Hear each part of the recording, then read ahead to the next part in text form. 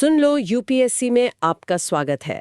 आज तारीख है 12 सितंबर 2025 और हम लेकर आए हैं आज के सबसे ज़रूरी करंट अफेयर्स का पूरा विश्लेषण, सीधे the Hindu, the Indian express और पीआईबी जैसे विश्वसनीय स्रोतों से। बिल्कुल।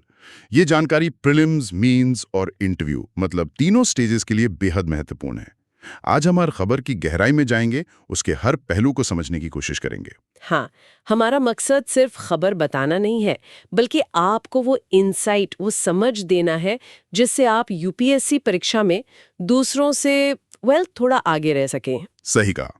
आज देखिए, बात करने के लिए काफी कुछ है। नए वाइस प्रेसिडेंट की नियुक्ति है, नेपाल का राजनीतिक संकट है, फिर कश्मीर के सेब किसानों के लिए रेलवे की नई पहल भी है, और यूएस इकोनॉमी की चुनौतियां और भारत पर उसका असर, साथ ही यूएपीए कानून, एआईईबी परीक्षा शुल्क, एआई से फैलती गलत सूचनाएं, लिस्ट लंबी है। तो तैयार हो जाइए ज्ञानवर्धक इन्फॉर्मेटिव सफर के लिए। चलिए शुरू करते हैं पॉलिटी एंड गवर्नेंस, राज व्यवस्था और शासन से।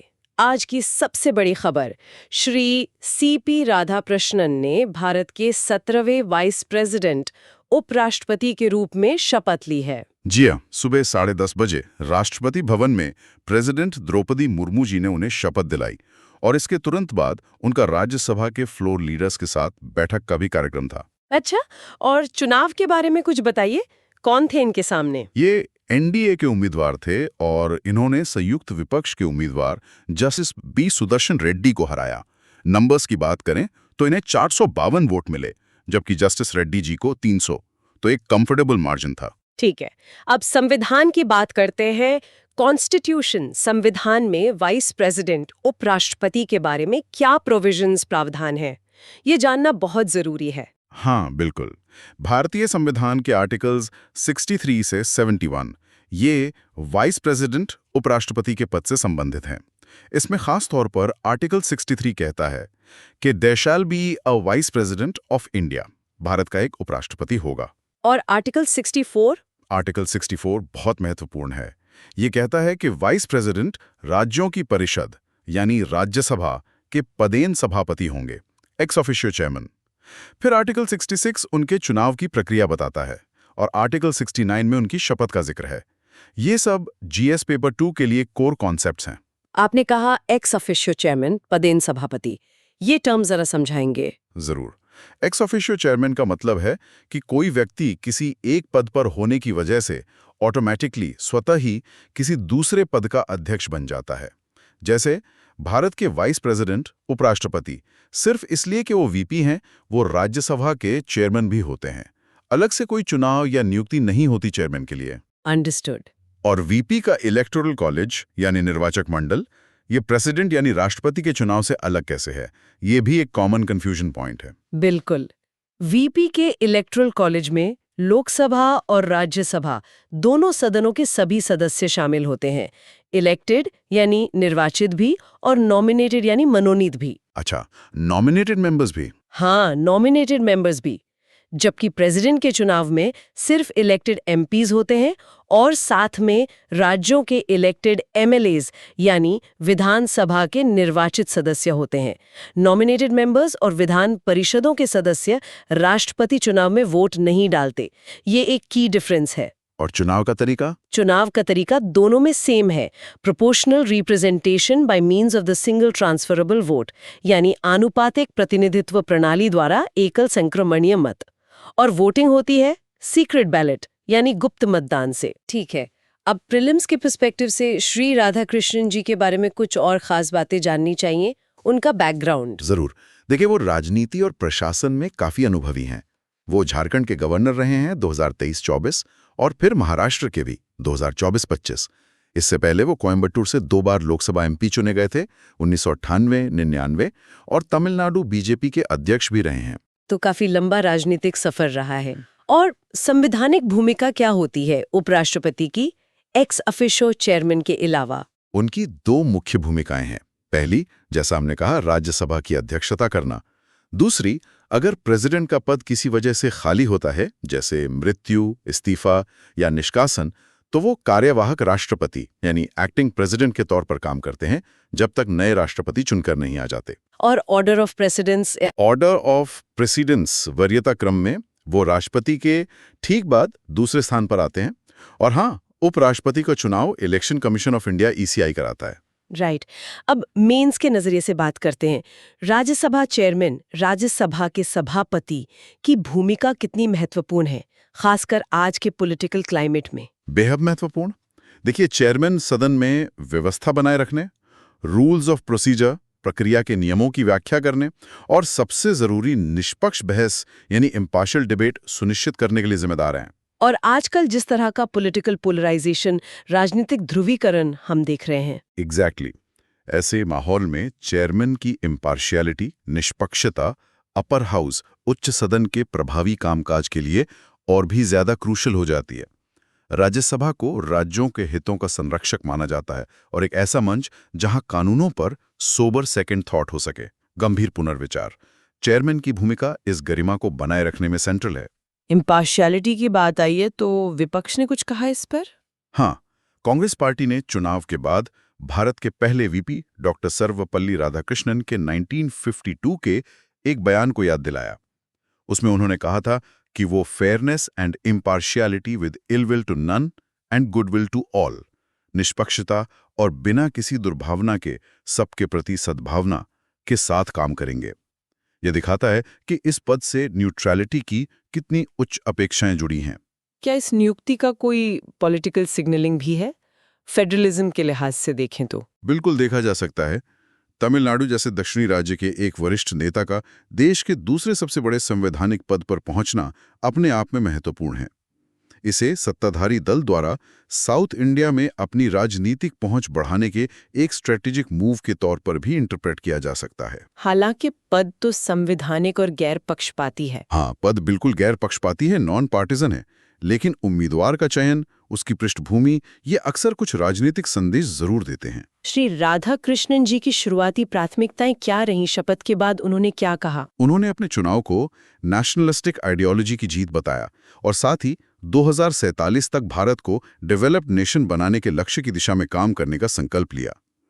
उन्होंने ये भी कहा कि लोकतंत्र में सत्ता पक्ष और विपक्ष एक ही सिक्के के दो पहलू की तरह हैं और दोनों का होना जरूरी है और वो लोकतंत्र के हित में काम करेंगे। तो what does this all mean? इसका मतलब क्या निकलता है संक्षेप में? संक्षेप में कहें तो नए VP का कार्यकाल राज्यसभा की कार्यवाही को शेप करने में और सरकार और विपक्ष के बीच एक संतुलन साधने में बहुत महत्वपूर्ण होगा।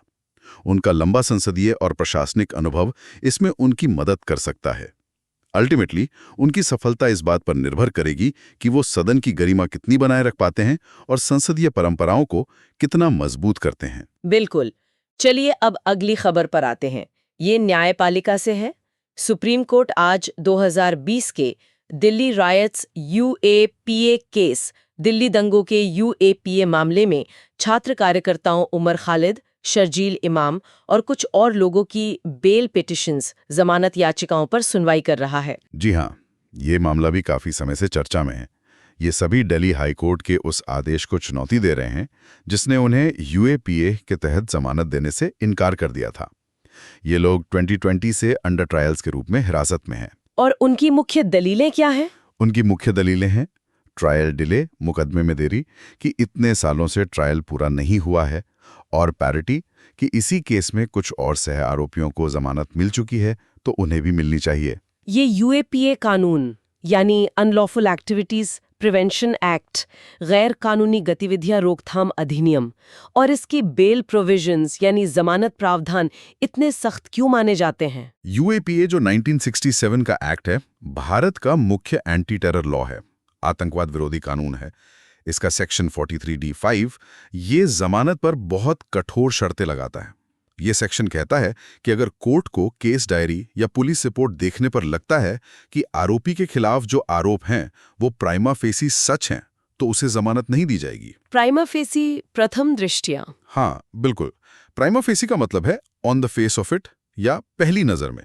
मतलब कोर्ट को जमानत के स्टेज पर कोई डिटेल्ड एग्जामिनेशन या मिनी ट्रायल नहीं करना है। बस ये देखना है कि क्या अभियोजन पक्ष की कहानी पहली नजर में सच लगती है, अगर हाँ तो जमानत नहीं मिलेगी।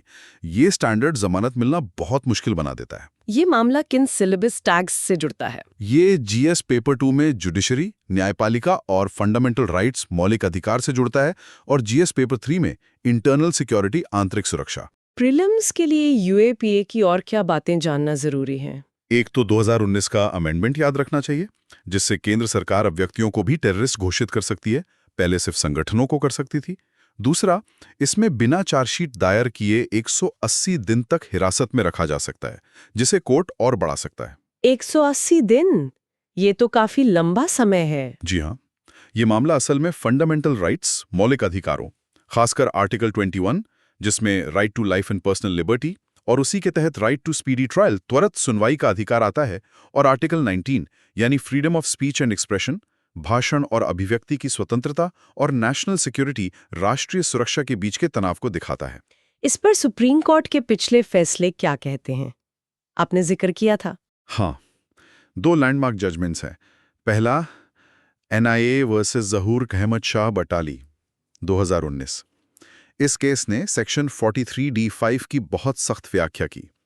कोर्ट ने कहा कि जमानत देते समय कोर्ट को सबूतों की एडमिसिबिलिटी या क्रेडिबिलिटी पर गहराई से नहीं जाना है, बस ये देखना है कि क्या अभियोजन के आरोप प्राइमा फेसी सच हैं। इस फैसले ने जमानत पाना लगभग नामुमकिन बना दिया था। और दूसरा यूनियन ऑफ इंडिया वर्सेस के ए नजीब, भारत संघ बनाम के ए नजीब 2021। ये बहुत महत्वपूर्ण है। इसमें सुप्रीम कोर्ट ने एक तरह का एक्सेप्शन या अपवाद बनाया। कोर्ट ने कहा कि हाँ, यूएपीए के जमानत प्रावधान बहुत सख्त हैं, लेकिन अगर कोई आरोपी बहुत लंबे समय से अनरीजनेबली लॉन्ग टाइम से जेल में है और निकट भविष्य में ट्रायल खत्म होने की कोई उम्मीद नहीं है, तो कॉन्स्टिट्यूशनल कोर्ट्स यानी हाई कोर्ट और सुप्रीम कोर्ट जमानत दे सकती हैं। क्यों?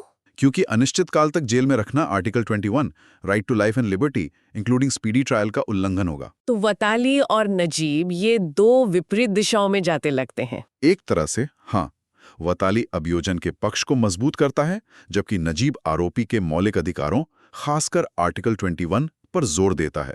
अब सुप्रीम कोर्ट को इन्हीं दोनों के बीच संतुलन साधना है। मेंस के लिहाज से ये जो प्रोसेस एज पनिशमेंट का कॉन्सेप्ट है, इसका क्या मतलब है? कार्यकर्ताओं की मुख्य दलील यही है कि उन्हें बिना ट्रायल पूरा हुए, बिना दोषी साबित हुए सालों से जेल में रखा गया है, और ये अपने आप में एक सजा है।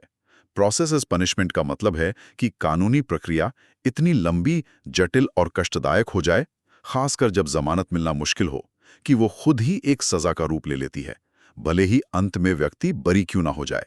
ये इनोसेंट अंटिल प्रूवन गिल्टी के सिद्धांत पर सवाल उठाता है। नेशनल सिक्योरिटी, राष्ट्रीय सुरक्षा और इंडिविजुअल लिबर्टी, व्यक्तिगत स्वतंत्रता के बीच संतुलन कैसे साधा जाए, ये तो हमेशा से एक मुश्किल सवाल रहा है। बिल्कुल, यही इस केस का कोर इशू है। अभियोजक पक्ष कहता है कि ये एक सुनियोजित साजिश थी, राष्ट्रीय सुरक्षा को खतरा पहुंचाने की, इसलिए यूएपीए लगाना जरूरी है। दूसरी तरफ आरोपी और मानवाधिकार कार्यकर्ता कहते हैं कि ये विरोध प्रदर्शन थे और यूएपीए का इस्तेमाल डिसेंट, असहमति और प्रोटेस्ट विरोध को क्रिमिनलाइज करने के लिए किया जा रहा है। तो विश्लेषण क्या होना चाहिए? विश्लेषण इस बात पे होना चाहिए कि क्या जो कथित कृत्य हैं वो वाकई यूएपीए के तहत आतंकवाद की परिभाषा में आते हैं, या ये सामान्य आपराधिक कानून जैसे आईपीसी के तहत निपटाए जाने वाले कानून व्यवस्था के मुद्दे थे जो विरोध प्रदर्शनों के दौरान हिंसक हो गए। ये भेद करना बहुत जरूरी है। तो सुप्रीम कोर्ट की इस सुनवाई का महत्व क्या है? ये सुनवाई यूएपीए के जमानत प्रावधानों, खासकर सेक्शन 43D5 के एप्लीकेशन लागू होने का एक महत्वपूर्ण न्यायिक पुनरावलोकन, जुडिशियल रीइवैल्यूएशन कर सकती है। कोर्ट को वोटाली की सख्त व्याख्या और नजीब में दिए गए आर्टिकल 21 के संरक्षण के बीच एक रास्ता निकालना होगा। इसका असर सिर्फ इस केस पर नहीं, बल्कि यूएपीए के तहत चल रहे सभी मामलों पर पड़ेगा। यूएपीए के प्रावधानों पर अक्सर बहस होती है, जैसे इसकी अनलॉफुल एक्टिविटी और टेररिस्ट एक्ट की परिभाषाएं काफी ब्रॉड हैं। व्यक्तियों को आतंकवादी घोषित करने की शक्ति, कठोर जमानत शर्तें, लंबी हिरासत अवधि। हाँ, ये सब चिंताएं जताई जाती हैं कि इनका दुरुपयोग हो सकता है। तो आगे क्या होना चाहिए? What's the way forward? सबसे पहले तो एक स्पष्ट न्यायिक व्याख्या की जरूरत है जो यूएपीए के सख्त प्रावधानों और आर्टिकल 21 के तहत मिले मौलिक अधिकारों के बीच सामंजस्य से एक हार्मनी स्थापित करें। दूसरे, संसद को भी यूएपीए में संभावित संशोधनों पर विचार करना चाहिए, ताकि इसके दुरुपयोग की गुंजाइश कम हो। और तीसरे, हमारी जुडिशियल और पुलिस प्रक्रियाओं को स्ट्रीमलाइन करने की ज़रूरत है ताकि ट्रायल्स समय पर पूरे हों, जिससे प्रोसेस एज पनिशमेंट वाली स्थिति न बने। बिल्कुल, न्याय में देरी न्याय से इनकार ही है। चलिए अब सुप्रीम कोर्ट के एक और फैसले पर आते हैं। कोर्ट ने bar council of India BCI द्वारा ऑल इंडिया बार एग्जामिनेशन अखिल भारतीय बार परीक्षा AIBE के लिए ली जाने वाली फीस को सही ठहराया है। जी, ये मामला भी महत्वपूर्ण है लीगल प्रोफेशन के लिए। बीसीआई जो ये परीक्षा कराती है, उसके लिए जनरल OBC उम्मीदवारों से 3,500 रुपीस और SC/ST उम्मीदवारों से 2,500 रुपीस फीस लेती है। एक याचिका दायर हुई थी जिसमें कहा गया था कि ये फीस बहुत ज्यादा है, एक्सेसिव है। लेकिन जस्टिस JB पारदीवाला की बेंच ने इसे सही माना। हाँ, बेंच ने कहा कि बीसीआई को ये परीक्षा कंडक्ट कराने में, मतलब इसका आयोजन करने में काफी खर्च आता है। Logistics, centres, question papers, evaluation वगैरह। इसलिए ये फीस अनरीजनेबल या आर्बिट्रेरी नहीं है। अच्छा, ये AIB क्या है और BCI क्या है? थोड़ा बैकग्राउंड दे। बीसीआई यानी बार काउंसिल ऑफ इंडिया, ये एडवोकेट्स एक्ट अधिवक्ता अधिनियम 1961 के तहत बनी एक स्टैट्यूटरी बॉडी यानी सांविधिक निकाय है। इसका काम है भारत में लीगल एजुकेशन, कानूनी शिक्षा और लीगल प्रोफेशन, वकालत के पेशे के स्टैंडर्ड्स को रेगुलेट करना। और AIB? AIB यानी ऑल इंडिया बार एग्जामिनेशन, ये 2010 में शुरू ही एक मैंडेटरी पोस्ट एनरोलमेंट एग्जाम है। मतलब लॉ की डिग्री लेने के बाद जब आप स्टेट बार काउंसिल में वकील के तौर पर एनरोल होते हैं, उसके बाद आपको ये परीक्षा पास करनी होती है। इसे पास करने पर ही आपको सर्टिफिकेट ऑफ प्रैक्टिस का प्रमाण पत्र मिलता है, जिसके बिना आप कोर्ट में प्रैक्टिस नहीं कर सकते। तो याचिकाकर्ताओं की मुख्य दलीलें क्या थीं? वो क्यों कह रहे थे कि फीस गलत है? उनका मेन आर्ग्यूमेंट था कि ये fees article 14 right to equality, समानता का अधिकार, और article 19(1)(g right to practice any profession, कोई भी पेशा अपनाने का अधिकार का उल्लंघन करती है। उन्होंने ये भी कहा कि एडवोकेट्स एक्ट के सेक्शन 24(1)(f) में एनरोलमेंट फी, नामांकन शुल्क सिर्फ 600 रुपये और स्टेट बार काउंसिल के लिए 150 रुपये बताए गए हैं। तो ये 3,500 रुपये की फीस उसके खिलाफ है। उन्होंने गौरव कुमार मामले का हवाला भी दिया था। अच्छा, तो मेंस के लिहाज से कोर्ट ने इस दलील को क्यों नहीं माना? कोर्ट के फैसले का आधार क्या था? कोर्ट ने बहुत स्पष्ट रूप से एनरोलमेंट फी और एग्जामिनेशन फी के बीच अंतर किया। कोर्ट ने कहा कि एडवोकेट्स एक्ट का सेक्शन 24 सिर्फ एनरोलमेंट फी की बात करता है, जो स्टेट बार काउंसिल में नाम दर्ज कराने के लिए है। AIB एक अलग चीज है, ये प्रैक्टिस करने की योग्यता जांचने के लिए परीक्षा है। गौरव कुमार वाला फैसला भी एनरोलमेंट फी पर था, एग्जामिनेशन फी पर नहीं।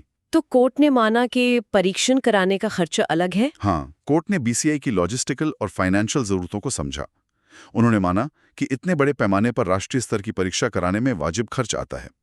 ये फैसला एक तरह से रेगुलेटरी बॉडीज को उनकी सर्विसेज के लिए रीजनेबल फीस तय करने की ऑटोनॉमी देता है, बशर्ते वो फीस मनमानी या बहुत ज्यादा ना हो। तो क्या इसका मतलब ये है कि BCI जैसी रेगुलेटरी बॉडीज की फाइनेंशियल ऑटोनॉमी बढ़ेगी? बिल्कुल, ये फैसला BCI जैसी स्टैट्यूटरी बॉडीज, सांविधिक निकायों की वित्तीय स्वायत्ता का समर्थन करता है, ताकि वे अपने फंक्शंस जैसे स्टैंडर्ड्स मेंटेन करना, परीक्षाएं आयोजित करना, ये सब प्रभावी ढंग से कर सकें बिना पूरी तरह सरकारी फंड पर निर्भर हुए।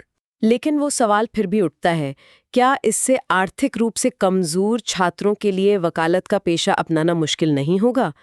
एक्सेसिबिलिटी, पहुंच और गुणवत्ता के बीच संतुलन कैसे बनेगा? ये बहुत वैलिड पॉलिसी क्वेश्चन है, नीतिगत प्रश्न है।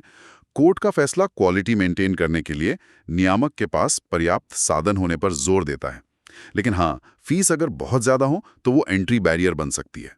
वहीं अगर फीस बहुत कम हो तो शायद परीक्षा की गुणवत्ता या BCI के दूसरे कार्य प्रभावित हों। ये एक बैलेंसिंग एक्ट है। तो आगे क्या वे फॉरवर्ड?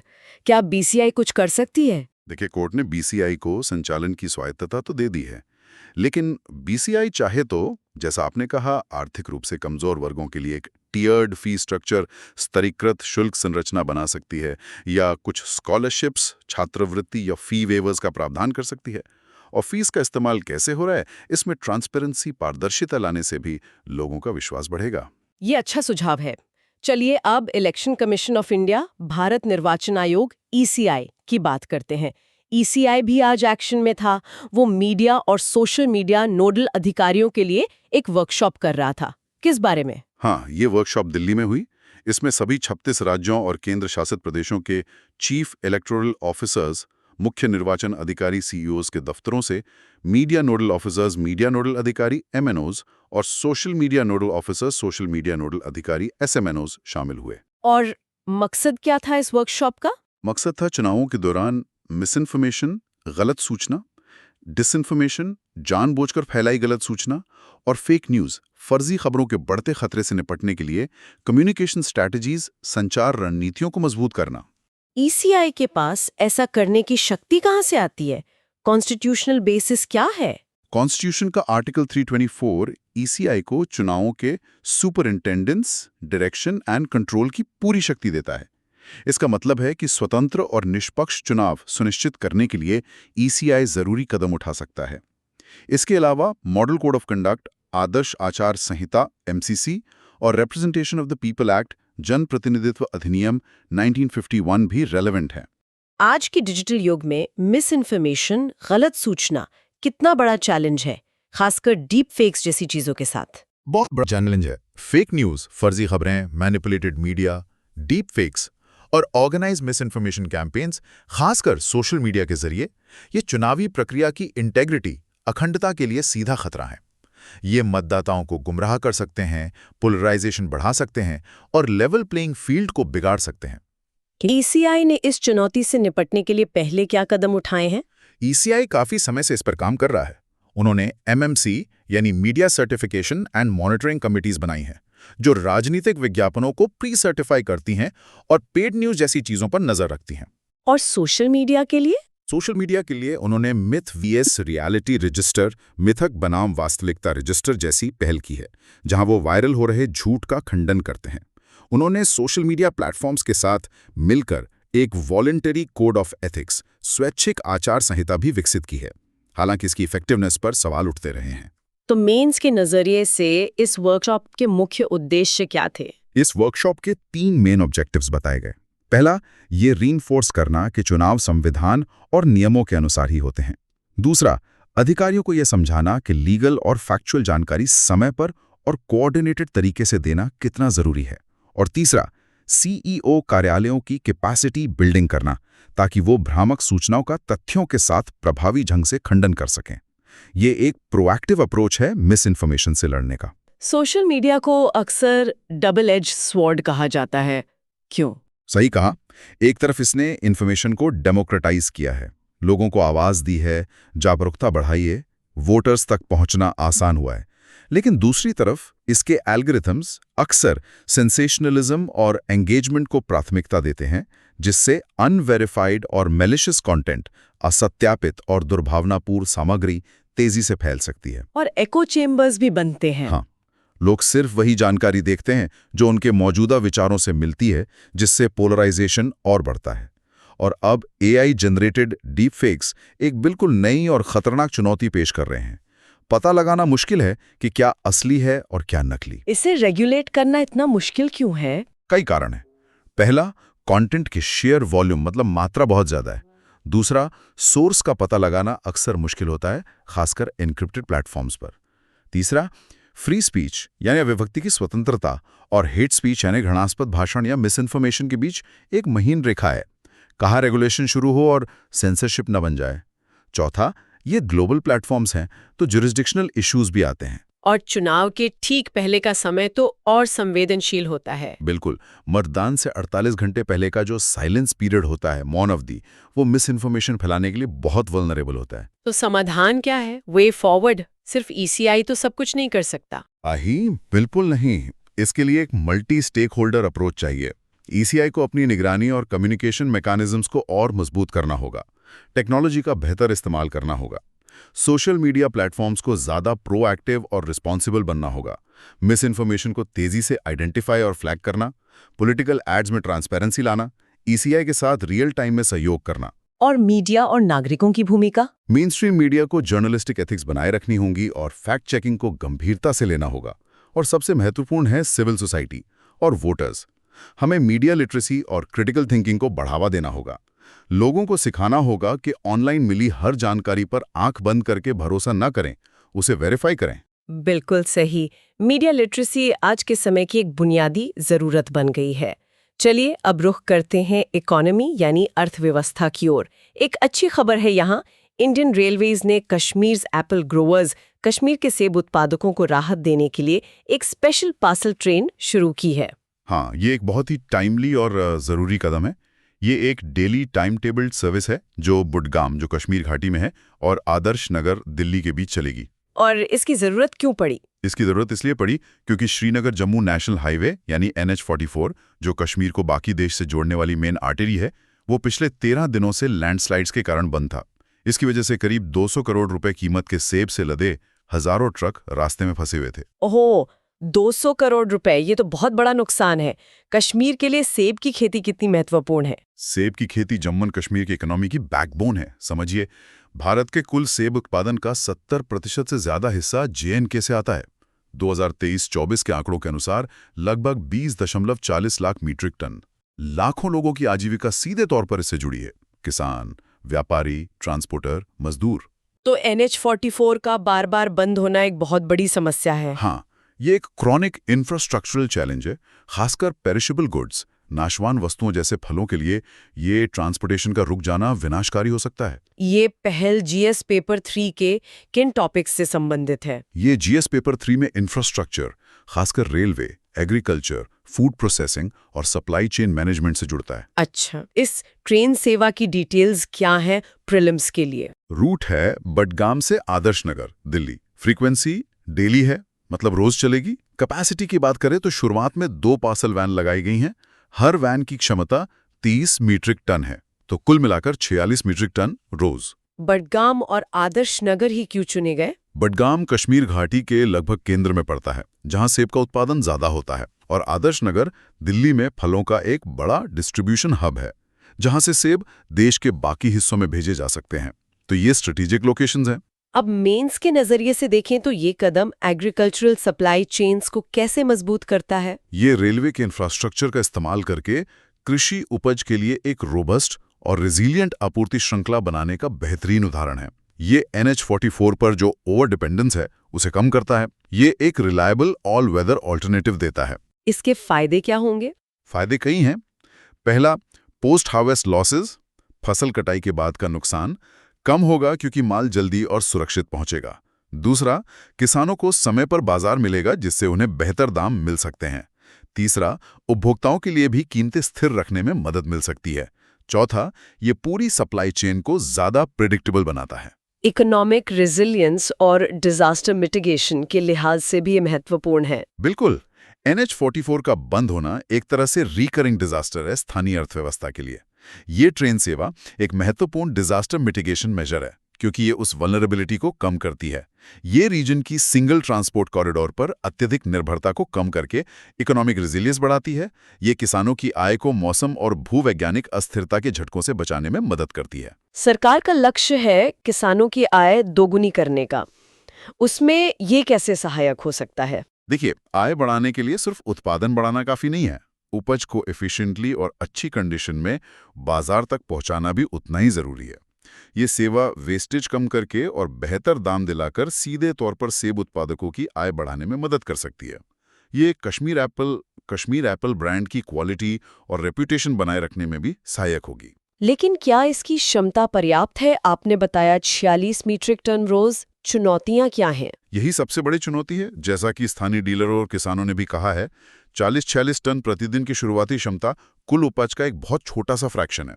अगर इसका वास्तविक प्रभाव देखना है तो इस सेवा को पीक हार्वेस्ट सीजन, फसल के चरम मौसम के दौरान काफी स्केल अप करना होगा, शायद प्रतिदिन 2 से 3 पूरी मालगाड़ियों तक, जैसा कि मांग की जा रही है। और इसके लिए लॉजिस्टिक्स में भी सुधार करना होगा। हाँ, सिर्फ ट्रेन चलाना काफी नहीं है। लोडिंग और अनलोडिंग पॉइंट्स पर, खासकर रेलवे स्टेशनों पर, बेहतर लॉजिस्टिक्स चाहिए होगा। सबसे जरूरी है cold storage facilities, cold storage सुविधाओं का विकास, ताकि माल को तापमान नियंत्रित वातावरण में रखा जा सके। क्या ये मॉडल दूसरे पहाड़ी राज्यों के लिए भी अपनाया जा सकता है? बिल्कुल।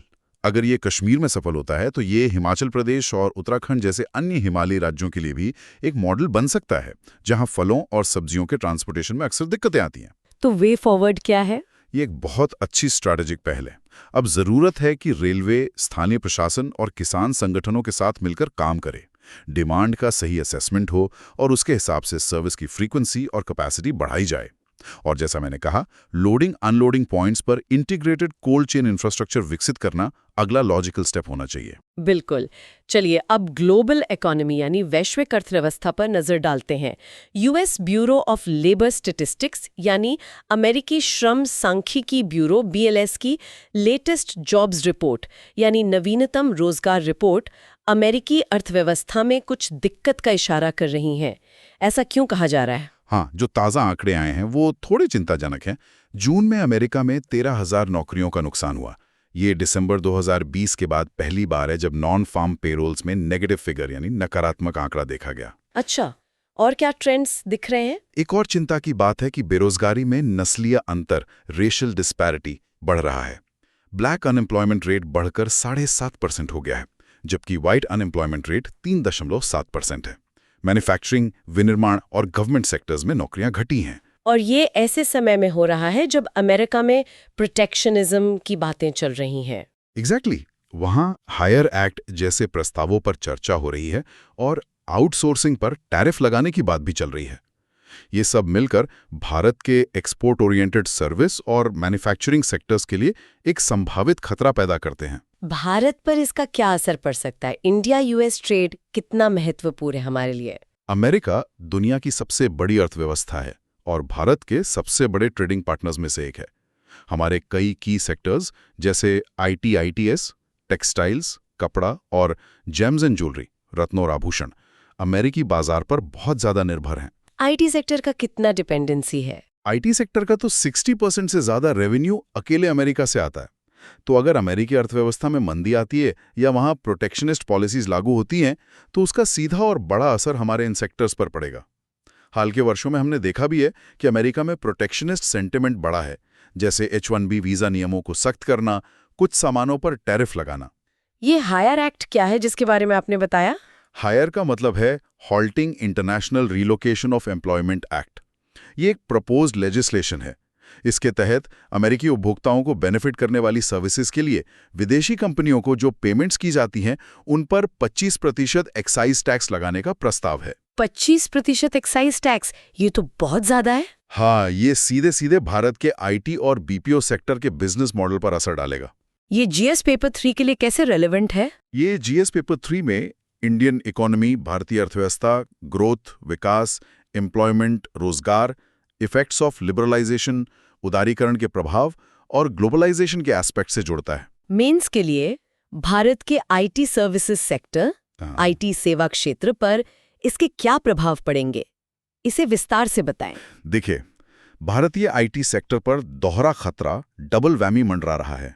पहला है डिमांड कंट्रैक्शन, मांग संकुचन। अगर अमेरिकी अर्थव्यवस्था मंदी में जाती है तो वहां की कंपनियां अपना खर्च कम करेंगी। इसमें IT और टेक्नोलॉजी बजट्स पर भी कटौती होगी। इससे भारतीय IT कंपनियों को मिलने वाले नए प्रोजेक्ट्स कम हो सकते हैं, मौजूदा प्रोजेक्ट्स पर दबाव आ सकता है। और दूसरा खतरा, हायर एक्ट वाला? हाँ, दूसरा और शायद ज्यादा बड़ा खतरा है इरोजन ऑफ कॉस्ट एडवांटेज, लागत लाभ का क्षरण। भारत का IT सेक्टर काफी हद तक लेबर आर्बिट्राज मॉडल, श्रम मध्यस्थता मॉडल पर फला फूला है। मतलब अमेरिका की तुलना में भारत में स्किल्ड लेबर सस्ता है। हायर एक्ट इसी कॉस्ट एडवांटेज पर सीधा हमला है। कैसे? सोचे, अगर 25% का एक्साइज टैक्स लगता है और साथ में अमेरिकी कंपनियों को ऑफशोरिंग पर मिलने वाले टैक्स डिडक्शंस भी खत्म हो जाते हैं, तो भारत को काम आउटसोर्स करने की इफेक्टिव कॉस्ट लगभग 60% तक बढ़ सकती है। ऐसा अनुमान लगाया जा रहा है। 60%? तब तो भारत को आउटसोर्स करने का जो मुख्य आकर्षण था, सस्ता होना, वही खत्म हो जाएगा। एग्जैक्टली।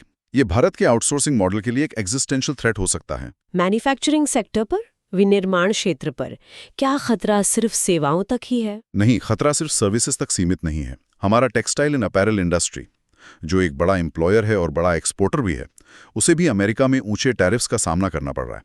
एक रिपोर्ट के मुताबिक अगर अमेरिका लगातार 50% टैरिफ लगाता है तो इस सेक्टर के रेवेन्यू में 5 से 10% की गिरावट आ सकती है और अमेरिका को होने वाले निर्यात में भारी कमी हो सकती है। ये तो बहुत चिंताजनक है क्योंकि ये लेबर इंटेंसिव सेक्टर्स हैं। हाँ, इन सेक्टर्स में मंदी आने का मतलब है बड़े पैमाने पर नौकरियां जाना। तो क्या इन बाहरी झटकों से इंडियन आईटी बिजनेस मॉडल को बदलना पड़ेगा? एब्सोल्युटली।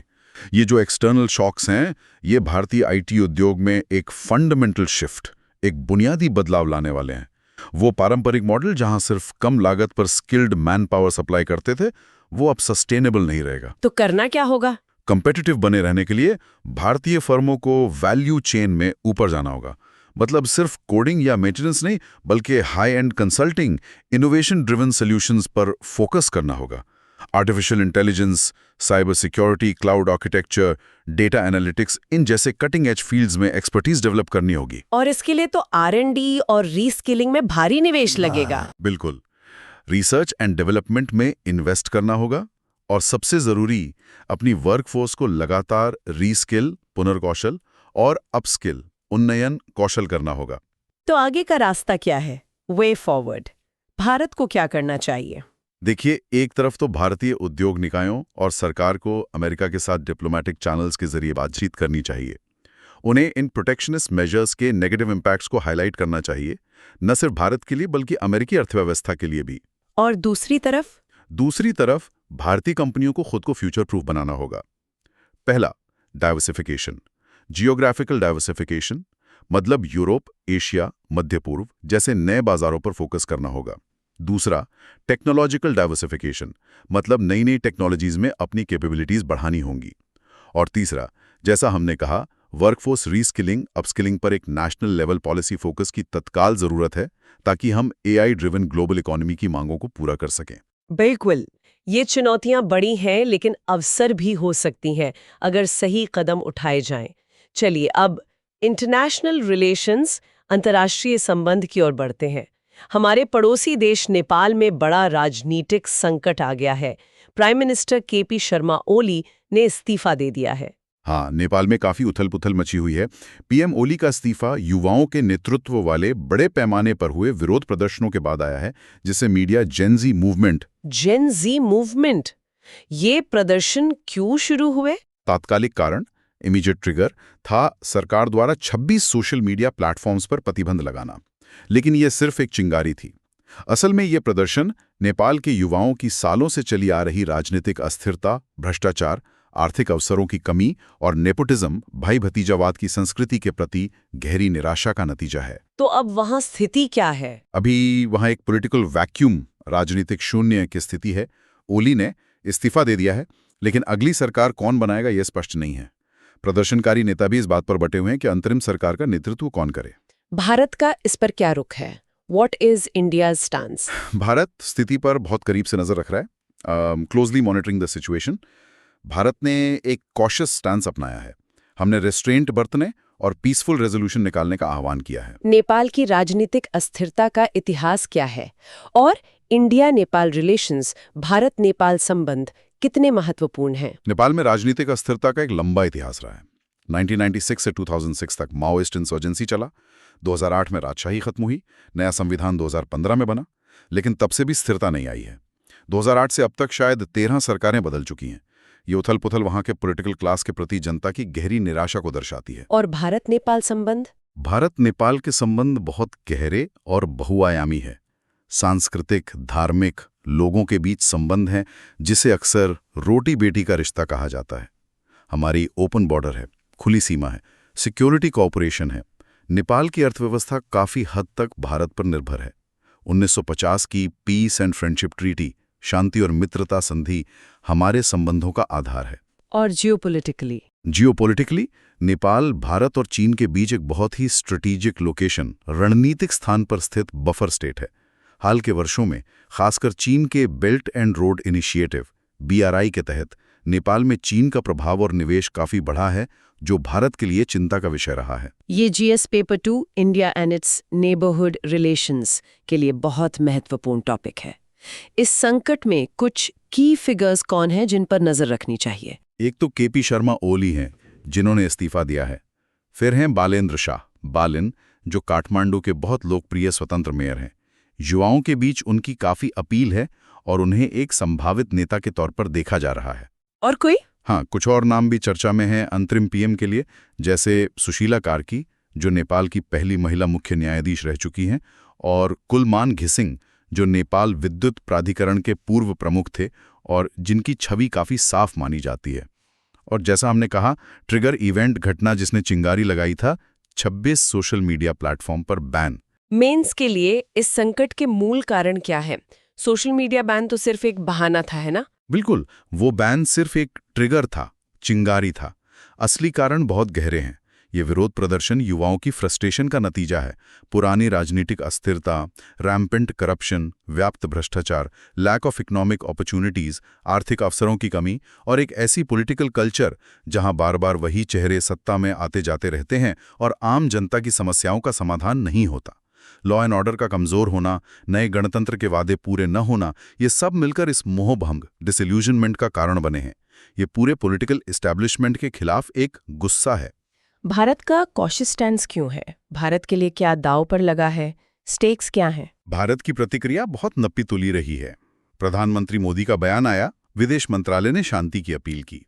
इसके कारण हैं, पहला, सिक्योरिटी कंसर्न्स। सुरक्षा चिंताएं।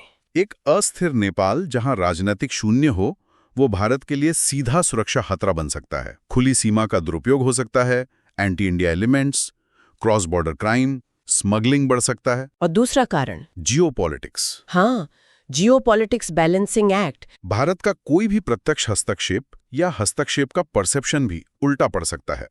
इससे नेपाल में एंटी इंडिया सेंटिमेंट भड़क सकती है और नेपाल चीन के और करीब जा सकता है। भारत 2015 के कथित नाकाबंदी के अनुभव से बचना चाहेगा, जिसने रिश्तों में काफी कड़वाहट घोल दी थी। तीसरा कारण है अनप्रिडिक्टेबिलिटी, अप्रत्याशितता। ये जेनजी आंदोलन काफी हद तक लीडरलेस लगता है। इसका कोई स्पष्ट नेता या एजेंडा अभी सामने नहीं आया है। ऐसे में इसका नतीजा क्या होगा, ये कहना मुश्किल है। इसलिए भारत वेट एंड वॉच की पॉलिसी अपना रहा है। जियोपॉलिटिकल इम्प्लीकेशंस क्या हैं? भारत बनाम चीन वाली डायनामिक कैसे प्ले आउट होगी? स्थिति अभी बहुत फ्लूइड है, मतलब अनिश्चित है। चीन ने ओली सरकार के दौरान नेपाल में काफी निवेश किया था, खासकर BRI के तहत, और वो स्थिरता चाहता था। ये अस्थिरता बीजिंग के हितों के लिए एक सेटबैक है। अब भारत और चीन दोनों ही नजर रखेंगे कि अगली सरकार किसकी बनती है, उसका आइडियोलॉजिकल लीनिंग क्या है और उसकी फॉरेन पॉलिसी ओरिएंटेशन क्या होगी। ये देखना होगा कि नया नेतृत्व भारत के साथ संबंधों को प्राथमिकता देता है या चीन की ओर झुकता है। नेपाल के लोकतांत्रिक परिवर्तन के लिए आगे क्या चुनौतियां हैं? आगे का रास्ता काफी मुश्किल है। जैसा मैंने कहा, संविधान में गैर सांसद को अंतरिम PM बनाने का कोई स्पष्ट प्रावधान नहीं है। युवा नेता पुराने नेताओं के खिलाफ तो एकजुट हैं, लेकिन किसी एक आम सहमति वाले उम्मीदवार पर बटे हुए नजर आते हैं। उनके पास कोई कॉन्क्रीट पॉलिटिकल एजेंडा भी अभी तक नहीं दिखा है। तो खतरा क्या है? खतरा ये है कि या तो स्थापित राजनीतिक दल इस आंदोलन को हाईजैक कर लें, या फिर ये अस्थिरता और बढ़ जाए, जिससे स्थिति और बिगड़ सकती है। तो वे फॉरवर्ड क्या हो सकता है? नेपाल के लिए सबसे पहली प्राथमिकता है शांति बहाल करना और जल्द से जल्द एक क्रेडिबल इंटरिम गवर्नमेंट बनाना जो निष्पक्ष चुनाव करा सके। भारत के लिए यही सही है कि वो क्वाइट डिप्लोमेसी जारी रखे, हस्तक्षेप किए बिना लोकतांत्रिक प्रक्रिया का समर्थन करे और मानवीय सहायता की जरूरत पड़ने पर तैयार रहें। इंटरनेशनल कम्युनिटी को भी एक नेपाली लेड प्रोसेस का समर्थन करना चाहिए। बिल्कुल, पड़ोस में स्थिरता भारत के हित में है। चलिए, अब एनवायरनमेंट एंड डिजास्टर मैनेजमेंट, पर्यावरण और आपदा प्रबंधन से जुड़ी एक खबर लेते हैं। ये एक सकारात्मक पहल लगती है। जम्मू एंड कश्मीर प्रशासन ने एक NGO के साथ मिलकर आपदा पीड़ितों के लिए 1500 मुफ्त घर बनाने के लिए MOU साइन किया है। हाँ, ये एक अच्छी खबर है। JNK प्रशासन ने ये MOU, समझौता ज्ञापन, high range rural development society India, जिसे शॉर्ट में HRDS इंडिया कहते हैं, उसके साथ साइन किया है। और ये घर किन के लिए हैं? ये घर उन परिवारों के लिए हैं जो हाल की बाढ़ से प्रभावित हुए हैं, और साथ ही उन परिवारों के लिए भी जो ऑपरेशन सिंदूर के दौरान प्रभावित हुए थे। इसका उद्देश्य उन्हें रिलीफ, राहत और रिहैबिलिटेशन, पुनर्वास प्रदान करना है। JNK आपदाओं के प्रति कितना संवेदनशील है? और ये ऑपरेशन सिंदूर क्या था? देखिए, जम्मू एंड कश्मीर ज्योग्राफिकली बहुत वल्नरेबल है। ये साइज्मिक जोन 4 और 5 में आता है, मतलब यहाँ भूकंप का खतरा बहुत ज्यादा है। इसके अलावा यहाँ फ्लड्स का खतरा रहता है, जैसे 2014 की विनाशकारी बाढ़ आई थी। लैंडस्लाइड्स, भूस्खलन, एवलांचेस, हिमस्खलन भी आम है। और मानव निर्मित संकट? हाँ, प्राकृतिक आपदाओं के अलावा बॉर्डर एरियाज में रहने वाली आबादी मैनमेड क्राइसिस के प्रति भी वल्नरेबल है। जैसे क्रॉस बॉर्डर शेलिंग, सीमा पार से गोलाबारी या काउंटर टेररिज्म ऑपरेशंस के कारण होने वाला डिस्प्लेसमेंट, विस्थापन। ऑपरेशन सिंदूर भी हाल ही में हुआ एक मिलिट्री ऑपरेशन था जो आतंकी ढांचे के खिलाफ था, लेकिन उसमें कुछ नागरिक संपत्ति को भी नुकसान पहुंचा था। डिजास्टर मैनेजमेंट एक्ट, आपदा प्रबंधन अधिनियम 2005 और बिल्ड बैक बेटर BBB का सिद्धांत यहाँ प्रासंगिक हैं। ये पहल GS पेपर 3 डिजास्टर मैनेजमेंट, आपदा प्रबंधन और GS paper 2 role of NGOs गैर सरकारी संगठनों की भूमिका से जुड़ती है। इस प्रोजेक्ट की खास बातें क्या हैं? प्रीलिम्स के लिए इम्प्लीमेंटिंग एजेंसी है HRDS इंडिया, जो एक NGO है। कुल 1500 मुफ्त घर बनाए जाएंगे। बेनिफिशियरीज होंगे बाढ़ पीड़ित और ऑपरेशन सिंदूर से प्रभावित परिवार। और घरों की विशेषताएं? घरों का डिजाइन स्मार्ट हाउस बताया जा रहा है। 3 बेडरूम का घर होगा जिसमें आधुनिक सुविधाएं होंगी। इसके अलावा 15 साल का लाइफ इंश्योरेंस भी दिया जाएगा। मंथली हेल्थ चेकअप्स होंगे। BSNL के सहयोग से मुफ्त इंटरनेट कनेक्टिविटी मिलेगी। हर 5 साल में मुफ्त रंगाई पुताई होगी और सरकारी योजनाओं और स्वास्थ्य, शिक्षा, स्वच्छता पर जागरूकता कार्यक्रम भी चलाए जाएंगे। वाओ, ये तो सिर्फ घर बनाने से कहीं ज्यादा है। ये तो होलिस्टिक पोस्ट डिजास्टर रिहैबिलिटेशन, समग्र आपदा पश्चात पुनर्वास का एक बेहतरीन उदाहरण लगता है। बिल्कुल, यही इसकी सबसे खास बात है। ये पुनर्वास के पारंपरिक मॉडल से, जहां सिर्फ शेल्टर या ढांचा दे दिया जाता है, उससे बहुत आगे जाता है। इसमें insurance, health, digital connectivity, maintenance, इन सब को शामिल करना दिखाता है कि वल्नरेबिलिटी की मल्टी डायमेंशनल नेचर को समझा गया है। ये सिर्फ घर नहीं बना रहे हैं, बल्कि जीवन को फिर से पटरी पर लाने, उसे रीबिल्ड करने की कोशिश कर रहे हैं। ये बिल्ड बैक बेटर, बेहतर तरीके से पुनर्निर्माण का एक बहुत अच्छा प्रैक्टिकल इम्प्लीमेंटेशन है। गवर्नमेंट NGO कोलैबोरेशन का ये मॉडल कितना प्रभावी हो सकता है? ये दिखाता है कि डिजास्टर रिस्पॉन्स और रिहैबिलिटेशन में सिविल सोसाइटी ऑर्गेनाइजेशंस, NGOs की कितनी महत्वपूर्ण भूमिका हो सकती है। NGOs की अक्सर ग्रास रूट्स लेवल पर, जमीनी स्तर पर बेहतर पहुंच होती है। उनमें फ्लेक्सिबिलिटी ज्यादा होती है और वो कम्युनिटी पार्टिसिपेशन के साथ परियोजनाओं को लागू कर सकते हैं, शायद सरकारी एजेंसियों से भी बेहतर तरीके से। ये पार्टनरशिप एक सिनर्जी बनाती है, जहां सरकार रिसोर्सेज और ओवरसाइट देती है और NGO इम्प्लीमेंटेशन में एक्सपर्टीज और रीच लाता है। इसमें एक और बात ध्यान देने वाली है कि ये प्राकृतिक और मानव निर्मित दोनों तरह की आपदाओं के पीड़ितों को शामिल कर रहा है। इसका क्या महत्व है? ये बहुत महत्वपूर्ण है, खासकर J&K जैसे रीजन में, जहां लोगों को कॉम्प्लेक्स और ओवरलैपिंग वल्नरेबिलिटीज का सामना करना पड़ता है। प्राकृतिक आपदाएं भी हैं और कॉन्फ्लिक्ट रिलेटेड डिस्प्लेसमेंट भी। दोनों तरह के पीड़ितों को समान रूप से समर्थन देना सोशल कोहीजन, सामाजिक सामंजस्य को बढ़ावा देता है। ये दिखाता है कि प्रशासन बिना किसी भेदभाव के सभी प्रभावित नागरिकों की जरूरतों को पूरा करने के लिए प्रतिबद्ध है, जो पीस और स्टेबिलिटी के लिए क्रूशल है। ये पहल शॉर्ट टर्म रिलीफ से लॉन्ग टर्म रेजिलियंस की ओर कैसे बढ़ती है? देखिए, सिर्फ घर देना शॉर्ट टर्म रिलीफ है, लेकिन जब आप साथ में मुफ्त इंटरनेट देते हैं तो बच्चों की शिक्षा जारी रह सकती है, लोग लाइवलीहुड अपॉर्चुनिटीज ढूंढ सकते हैं। जब आप हेल्थ चेकअप्स देते हैं तो लॉन्ग टर्म हेल्थ इंपैक्ट्स कम होते हैं। जब आप लाइफ इंश्योरेंस देते हैं तो भविष्य के लिए एक फाइनेंशियल सेफ्टी नेट बनता है। ये सब मिलकर परिवारों को एम्पावर करते हैं, उन्हें गरीबी और भेद्यता के दुष्चक्र, विशस साइकिल से बाहर निकलने में मदद करते हैं। ये सिर्फ राहत नहीं, ये रेजिलियंस बिल्डिंग है।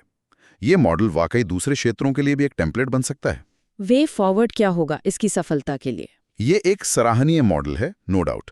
इसकी सफलता के लिए जरूरी है कि एक मजबूत मॉनिटरिंग एंड इवैल्यूएशन फ्रेमवर्क हो, ताकि ये सुनिश्चित किया जा सके कि वादे पूरे हो रहे हैं और इसका लाभ सही लोगों तक पहुंच रहा है। और इससे जो सबक सीखे जाएं, जो बेस्ट प्रैक्टिसेस निकलें, उन्हें व्यापक रूप से साझा किया जाना चाहिए ताकि इसे रेप्लिकेट किया जा सके। बिल्कुल।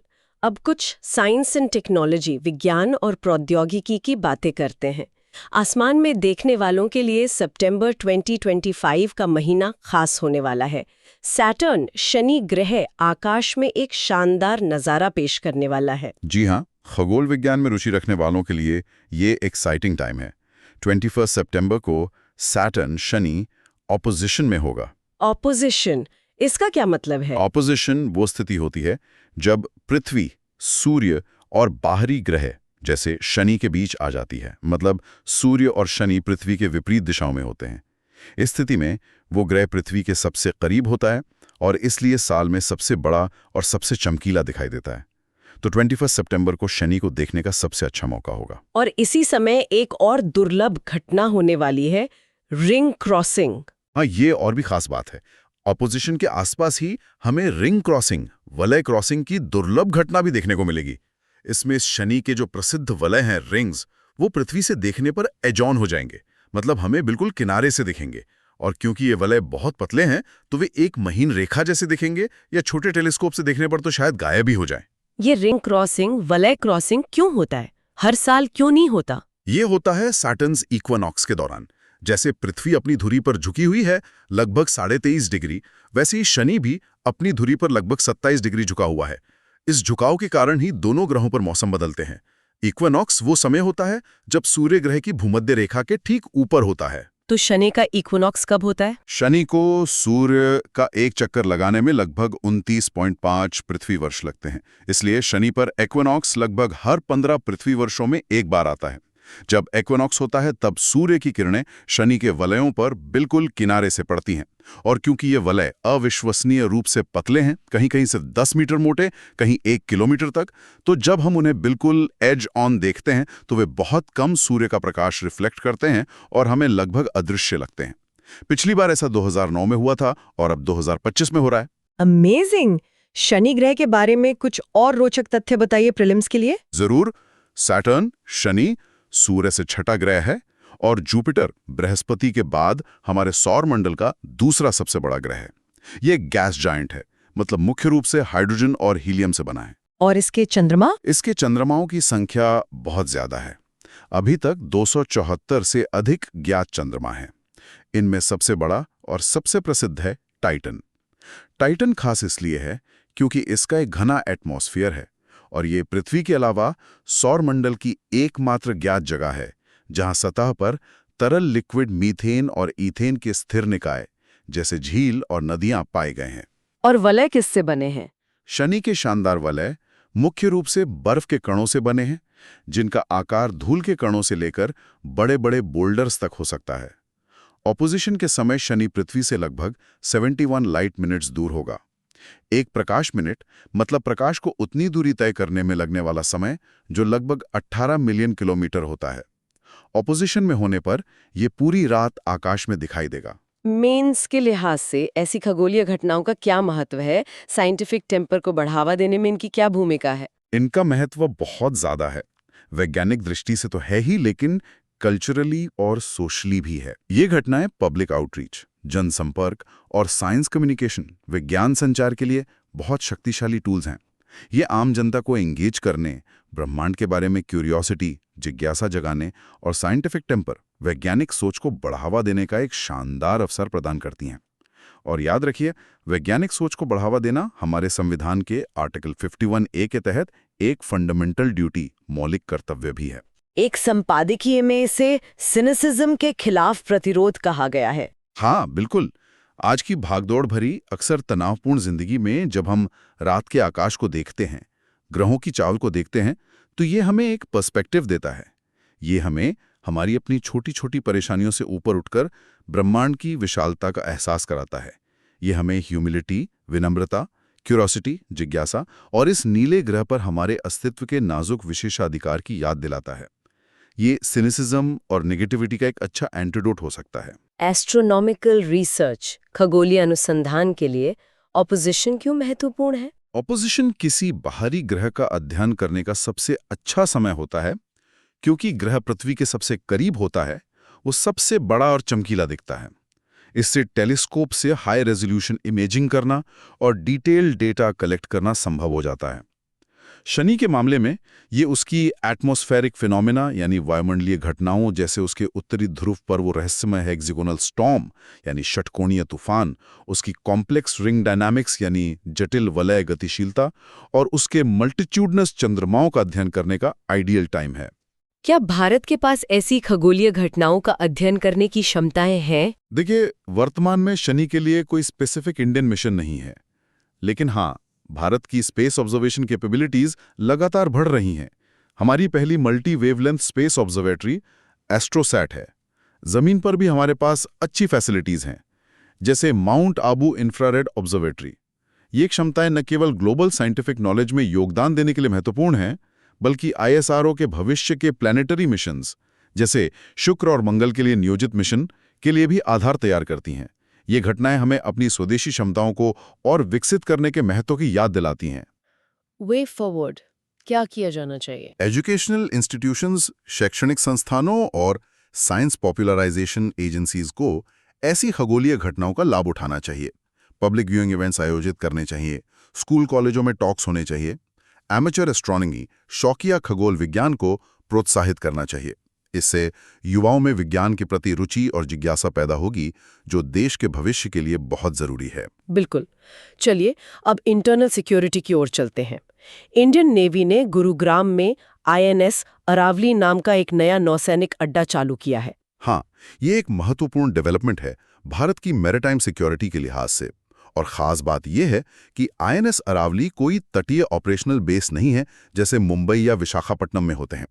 ये एक समर्पित इंफॉर्मेशन एंड कम्युनिकेशन हब है, सूचना और संचार केंद्र। सूचना और संचार केंद्र गुरुग्राम में, इसका उद्देश्य क्या है? इसका मुख्य उद्देश्य है नौसेना के कमांड, कंट्रोल, इंफ्रास्ट्रक्चर को सपोर्ट करना और सबसे महत्वपूर्ण मैरिटाइम डोमेन अवेयरनेस, समुद्री क्षेत्र जागरूकता MDA को बोल्स्टर करना यानी मजबूत करना।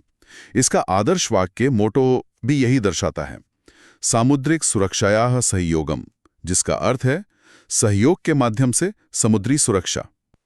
ये मैरिटाइम डोमेन अवेयरनेस MDA क्या होता है और इंडियन ओशन रीजन, हिंद महासागर क्षेत्र हमारे लिए इतना महत्वपूर्ण क्यों है? MDA का मतलब है समुद्री क्षेत्र से जुड़ी किसी भी चीज, कोई भी गतिविधि, कोई भी पोत, कोई भी घटना की प्रभावी समझ रखना, जो हमारी सिक्योरिटी, सुरक्षा, सेफ्टी, संरक्षा, इकोनॉमी, अर्थव्यवस्था या एनवायरनमेंट, पर्यावरण को प्रभावित कर सकती है।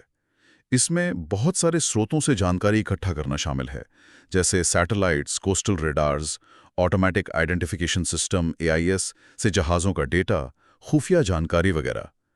इस सारी जानकारी को मिलाकर, एनालाइज करके और डिसेमिनेट करके समुद्री माहौल की एक सुसंगत वास्तविक समय की तस्वीर बनाना ही MDA है। और IOR की महत्ता?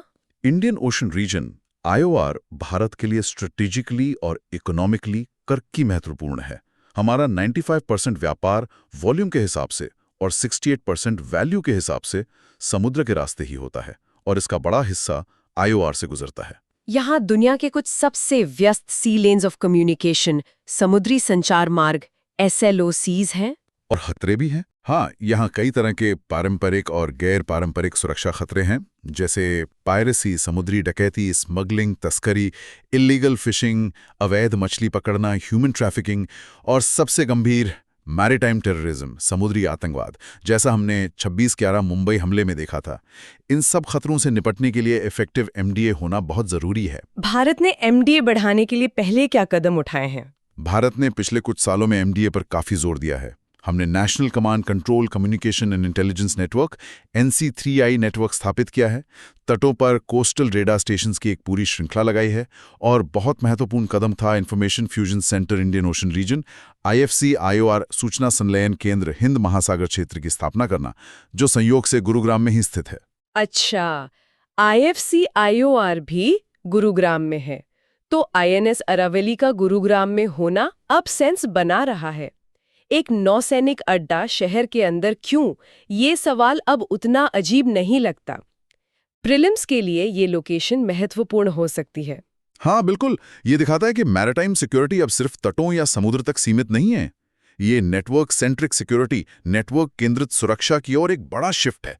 अब सिर्फ जहाज़ों और पनडुब्बियों पर ही फोकस नहीं है, बल्कि रियल टाइम, वास्तविक समय में जानकारी को इकट्ठा करने, प्रोसेस करने, एनालाइज करने और सही जगह तक पहुंचाने की क्षमता, इंफॉर्मेशन सुपरियोरिटी, सर्वोपरि है। गुरुग्राम देश का एक मेजर IT हब है, नेशनल कैपिटल के करीब है और मौजूदा IFC IOR के भी पास है। ये सारी बातें इसे इस इंफॉर्मेशन नेटवर्क के ब्रेन, मस्तिष्क के लिए एक आइडियल लोकेशन बनाती है। मेंस मुख्य परीक्षा के नजरिए से ये INS अरावली भारत के तटीय सुरक्षा ग्रिड को कैसे मजबूत करेगा? एक 3 स्तरीय सुरक्षा ढांचा बनाया था। INS अरावली इस पूरे ग्रिड के लिए एक क्रिटिकल बैकएंड इंफ्रास्ट्रक्चर, महत्वपूर्ण बैकएंड अवसंरचना के रूप में काम करेगा।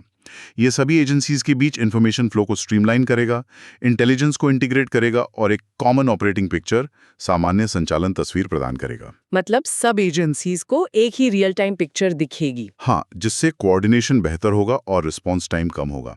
एमडीए को बढ़ाकर ये भारत की क्षमता को मजबूत करेगा कि वो तट से दूर समंदर में ही खतरों का पता लगा सके और उन्हें न्यूट्रलाइज कर सके, इससे पहले कि वो हमारे तटों तक पहुंचे। इसका जो आदर्श वाक्य है, सहयोग के माध्यम से समुद्री सुरक्षा, इसका क्या मतलब है? कोलैबोरेशन पर जोर क्यों? ये बहुत महत्वपूर्ण है।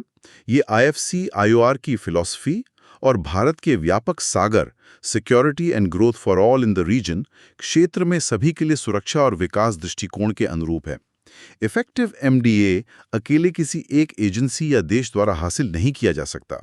इसके लिए सीमलेस इंफॉर्मेशन शेयरिंग की जरूरत होती है। हमारी अपनी नेशनल एजेंसीज जैसे navy, coast guard, intelligence agencies, port authorities, fisheries department के बीच और साथ ही हमारे इंटरनेशनल पार्टनर्स के साथ भी। तो आईएनएस आरावली इसमें मदद करेगा? हाँ, आईएनएस आरावली इस कोलैबोरेटिव फ्रेमवर्क को सपोर्ट करने के लिए जरूरी टेक्नोलॉजिकल बैकबोन प्रदान करेगा। ये आईएफसी आईओआर के काम को और प्रभावी बनाएगा, जहां कई पार्टनर कंट्रीज अपने लिएजॉन ऑफिसर्स भेजते हैं। इससे भारत आईओआर में एक नेट सिक्योरिटी प्रोवाइडर, शुद्ध सुरक्षा प्रदाता के रूप में अपनी भूमिका को और मजबूत कर सकेगा। इस इनलैंड लोकेशन, अंतर्देशीय स्थान का स्ट्रेटेजिक रैशनल रणनीतिक औचित्य क्या है सुरक्षा के लिहाज से? इसका एक बड़ा स्ट्रेटेजिक एडवांटेज ये है कि ये हमारे critical command and control centres को तटीय क्षेत्रों पर संभावित हमलों से सुरक्षा और रेजिलियंस प्रदान करता है। किसी संघर्ष की स्थिति में तटीय ठिकाने ज्यादा वल्नरेबल हो सकते हैं। गुरुग्राम जैसी इनलैंड लोकेशन ज्यादा सुरक्षित मानी जा सकती है। ये एक तरह से सेंसर, तटों और समुद्र में लगे राडार, जहाज और शूटर जहाज विमान ग्रिड को एनालिटिकल विश्लेषणात्मक ग्रिड से फिजिकली अलग करता है, जिससे सर्वाइवेबिलिटी बढ़ती है। वे फॉरवर्ड, आगे क्या? आईएनएस आरावली का कमीशन होना एक बहुत महत्वपूर्ण कदम है। अब इसकी इफेक्टिवनेस इस बात पर निर्भर करेगी कि इसका इंटीग्रेशन सभी स्टेक होल्डर्स के साथ कितना सीमलेस होता है। डेटा को इफेक्टिवली प्रोसेस और एनालाइज करने के लिए आर्टिफिशियल इंटेलिजेंस, एआई और बिग डेटा एनालिटिक्स जैसी कटिंग एज टेक्नोलॉजीज में निरंतर निवेश करना होगा। सैटेलाइट सर्वेलेंस कैपेबिलिटीज को और बढ़ाना होगा और इंटरनेशनल कोऑपरेशन को और गहरा करना होगा। बिल्कुल, मैरीटाइम सिक्योरिटी आज के समय में नेशनल सिक्योरिटी का एक अभिन्न अंग है। चलिए अब सोशल इश्यूज एंड वेलफेयर, सामाजिक मुद्दे और कल्याण से जुड़े एक मुद्दे पर बात करते हैं जो टेक्नोलॉजी से भी जुड़ा है। ये एआई जेनरेटेड मिस इन्फॉर्मेशन की चुनौती के बारे में है। हाँ, ये एक बहुत ही चिंताजनक ट्रेंड है जो हम देख रहे हैं। हाल ही में अमेरिका में एक दक्षिणपंथी कार्यकर्ता चार्ली किर्क, उनकी दुखद हत्या हुई। उसके बाद जो देखने को मिला वो एआई के डार्क साइड को दिखाता है। क्या हुआ? हुआ ये कि परप्लेक्सिटी नाम के एक जाने माने एआई चैटबॉट ने एक्स, जो पहले ट्विटर था, पर गलत तरीके से ये दावा कर दिया कि उस कार्यकर्ता को गोली मारी ही नहीं गई और वो अभी भी जीवित है। ये तो बिल्कुल झूठी खबर है। हाँ, और ये चैटबॉट इसे बड़े कॉन्फिडेंस के साथ प्रेजेंट कर रहा था। ये घटना दिखाती है कि एआई टूल्स किस तरह तेजी से डेवलप हो रही न्यूज इवेंट्स के दौरान कॉन्फिडेंटली इनकरेक्ट, मतलब आत्मविश्वास से भरी लेकिन गलत प्रतिक्रियाएं उत्पन्न कर सकते हैं। ये ऑनलाइन केओस को बढ़ावा देते हैं और इन्फॉर्मेशन में पब्लिक ट्रस्ट को इरोड करते हैं, कम करते हैं। ये समस्या कितनी गंभीर है और ये एआई हैलुसिनेशन क्या होता है? ये समस्या बहुत गंभीर है और तेजी से बढ़ रही है। लार्ज लैंग्वेज मॉडल्स जैसे चैटजीपीटी, जेमिनाई, परप्लेक्सिटी और जनरेटिव एआई टूल्स की वजह से अब बहुत आसानी से highly convincing text, images, audio और वीडियो, जिन्हें डीप फेक्स कहते हैं, बनाए जा सकते हैं। और हैलुसिनेशन? एआई हैलुसिनेशन का मतलब है जब एआई मॉडल्स ऐसी जानकारी जनरेट करते हैं जो फैक्चुअल नहीं होती, उनके ट्रेनिंग डेटा में मौजूद नहीं होती, लेकिन वो उसे ऐसे प्रेजेंट करते हैं जैसे वो फैक्ट हो। वो आत्मविश्वास से झूठ बोलते हैं, कह सकते हैं। और ये सब एक ऐसे माहौल में हो रहा है जहां पहले से ही ट्रेडिशनल मीडिया और इंस्टीट्यूशंस में पब्लिक ट्रस्ट कम है। सोशल मीडिया पर फिल्टर बबल्स और एको चेम्बर्स बने हुए हैं, जहां लोग सिर्फ अपने मतलब की जानकारी देखते हैं। ऊपर से कई बड़ी टेक प्लेटफॉर्म्स ने अपनी ह्यूमन कंटेंट मॉडरेशन और फैक्ट चेकिंग टीम्स को कम कर दिया है। भारत में हमने देखा है कि मिस इन्फॉर्मेशन और रूमर्स के कितने गंभीर रियल वर्ल्ड कॉन्सिक्वेंसेस हो सकते हैं। भीड़ द्वारा हिंसा, सामाजिक अशांति, दंगे भड़क सकते हैं। ये किन सिलेबस टैग से जुड़ता है? ये कई जगह जुड़ता है। GS पेपर 1 में सोशल एम्पावरमेंट, सामाजिक सशक्तिकरण, कम्युनलिज्म, सांप्रदायिकता, effects of globalisation on Indian society. GS paper 3 में challenges to internal security through communication networks, role of media and social networking sites in internal security challenges, basics of cyber security, और GS paper 4 ethics में information transparency, ethical concerns and dilemmas in government and private institutions, corporate governance जैसे मुद्दों से। Mains के लिए social trust और कोहीजन पे इसका क्या प्रभाव है? AI जनित गलत सूचना का प्रसार सोशल ट्रस्ट और सोशल कोहेजन के लिए एक गंभीर खतरा है। सोचिए, अगर नागरिक कॉमन सेट ऑफ फैक्ट्स पर ही सहमत नहीं हो सकते तो रीजन्ड पब्लिक डिबेट, तर्कपूर्ण सार्वजनिक बहस कैसे संभव होगी? ये समाज को और विभाजित कर सकता है, पॉलिटिकल पोलराइजेशन बढ़ा सकता है, कम्युनल टेंशन्स यानी सांप्रदायिक तनाव को हवा दे सकता है, और इंस्टीट्यूशंस जैसे मीडिया, गवर्नमेंट, जुडिशरी में विश्वास को पूरी तरह से खत्म कर सकता है। चार्ली कर्क वाली घटना भले ही अमेरिका में हुई हो, लेकिन ये भारत के लिए एक स्टार्क वार्निंग, कड़ी चेतावनी है। गवर्नेंस और लॉ एनफोर्समेंट के लिए इससे क्या नई चुनौतियां पैदा होती हैं? AI जनित कंटेंट कानून प्रवर्तन और नियामक निकायों के लिए चैलेंजेस का एक बिल्कुल नया मोर्चा खोल देता है। जिस स्पीड और स्केल पर फेक कंटेंट बनाया और फैलाया जा सकता है, वो ट्रेडिशनल फैक्ट चेकिंग और कंटेंट मॉडरेशन एफर्ट्स को ओवरवेल्म कर देता है, मतलब उन पे भारी पड़ता है। और जिम्मेदारी किसकी होगी? यही सबसे बड़ा सवाल है। ये लायबिलिटी के जटिल कानूनी सवाल उठाता है। AI जनित झूठ से अगर कोई नुकसान होता है तो उसके लिए कौन जिम्मेदार है? AI टूल बनाने वाला, उसे इस्तेमाल करने वाला, या जिस प्लेटफॉर्म पे वो फैला? ये सब तय करना बहुत मुश्किल है। तो क्या AI पर फैक्चुअल इंफॉर्मेशन, तथ्यात्मक जानकारी के लिए भरोसा किया जा सकता है या नहीं? ये घटना एक बार फिर अंडरलाइन करती है कि करंट जनरेशन के AI चैटबॉट्स फैक्चुअल इंफॉर्मेशन के रिलायबल सोर्स नहीं है, खासकर ब्रेकिंग न्यूज और कंट्रोवर्शियल टॉपिक्स के लिए। वो पैटर्न रिकग्निशन पर काम करते हैं। वो प्लॉजिबल साउंडिंग टेक्स्ट, मतलब विश्वसनीय लगने वाला टेक्स्ट जनरेट करने के लिए डिजाइन किए गए हैं, जो उनके ट्रेनिंग डेटा या रियल टाइम वेब सर्चेस पर आधारित होता है। और वो वेब सर्च रिजल्ट्स खुद मिस इन्फॉर्मेशन से टेंटेड हो सकते हैं। और वो गलत जानकारी भी बड़े अथॉरिटेटिव टोन में देते हैं। एग्जैक्टली। उनका अथॉरिटेटिव टोन में गलत जानकारी प्रस्तुत करने की प्रवृत्ति उन्हें मानव प्रसारित अफवाहों से शायद ज्यादा खतरनाक बना सकती है, क्योंकि लोग AI को ऑब्जेक्टिव मान लेते हैं। तो समाधान क्या है? What is the way forward? इसका कोई सिल्वर बुलेट सॉल्यूशन नहीं है। सिर्फ टेक्नोलॉजिकल फिक्सेस जैसे AI डिटेक्शन टूल्स काफी नहीं होंगे, क्योंकि AI बनाने वाले उनसे एक कदम आगे रहने की कोशिश करेंगे। हमें एक कॉम्प्रिहेंसिव अप्रोच की जरूरत है। जैसे? पहला, रेगुलेशन, विनियमन। हमें क्लियर रूल्स और रेगुलेशंस की जरूरत है जो टेक प्लेटफॉर्म्स को उनके एल्गोरिदम्स और AI टूल्स द्वारा एम्प्लीफाई की गई हार्मफुल कंटेंट के लिए ज्यादा अकाउंटेबल ठहराएं। दूसरा, technological safeguards. AI detection tools को और बेहतर बनाने में निवेश करना होगा और सिंथेटिक मीडिया के लिए रोबस्ट वाटरमार्किंग या लेबलिंग स्टैंडर्ड्स विकसित करने होंगे ताकि पता चल सके कि कंटेंट AI जनरेटेड है। और तीसरा, सबसे महत्वपूर्ण? तीसरा और शायद सबसे महत्वपूर्ण है मीडिया लिटरेसी, मीडिया साक्षरता। हमें डिजिटल और मीडिया लिटरेसी को प्रमोट करने के लिए एक मैसिव पब्लिक एजुकेशन कैंपेन चलाना होगा। नागरिकों को सिखाना होगा कि ऑनलाइन जानकारी का क्रिटिकल इवैल्यूएशन कैसे करें, सोर्सेस को कैसे वेरीफाई करें और पोटेंशियल फेक्स को कैसे पहचानें। ये स्कूल करिकुलम का हिस्सा होना चाहिए। बिल्कुल, ये एक लॉन्ग टर्म सोल्यूशन है। चलिए अब कल्चर एंड हेरिटेज खंड में आते हैं। द इंडियन एक्सप्रेस में एक संपादकीय छपा है जो शनि के ऑपोजिशन, विपक्ष वाली खगोलीय घटना को एक अलग नजरिए से देखता है। उसे साइलेंट बैले कहता है। हाँ, ये एक बहुत खूबसूरत लेख है।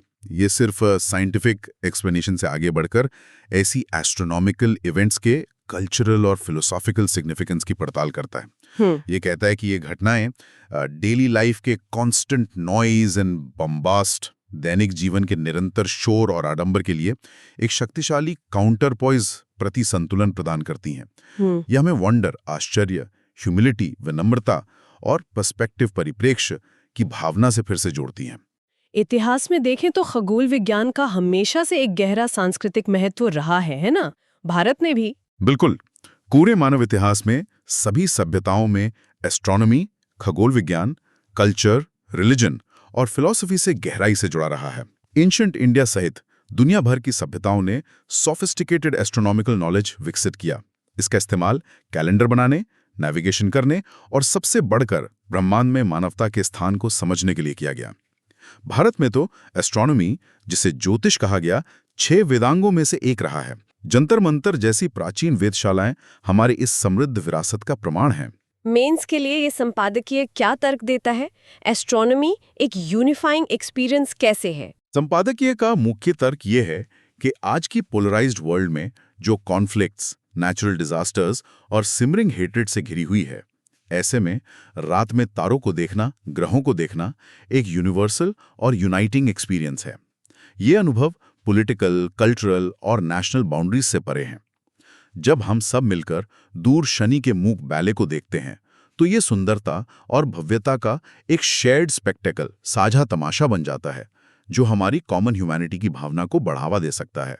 ये एंथ्रोपोसेंट्रिज्म को कैसे चुनौती देता है? एंथ्रोपोसेंट्रिज्म मतलब ये सोच के इंसान ही ब्रह्मांड का केंद्र है।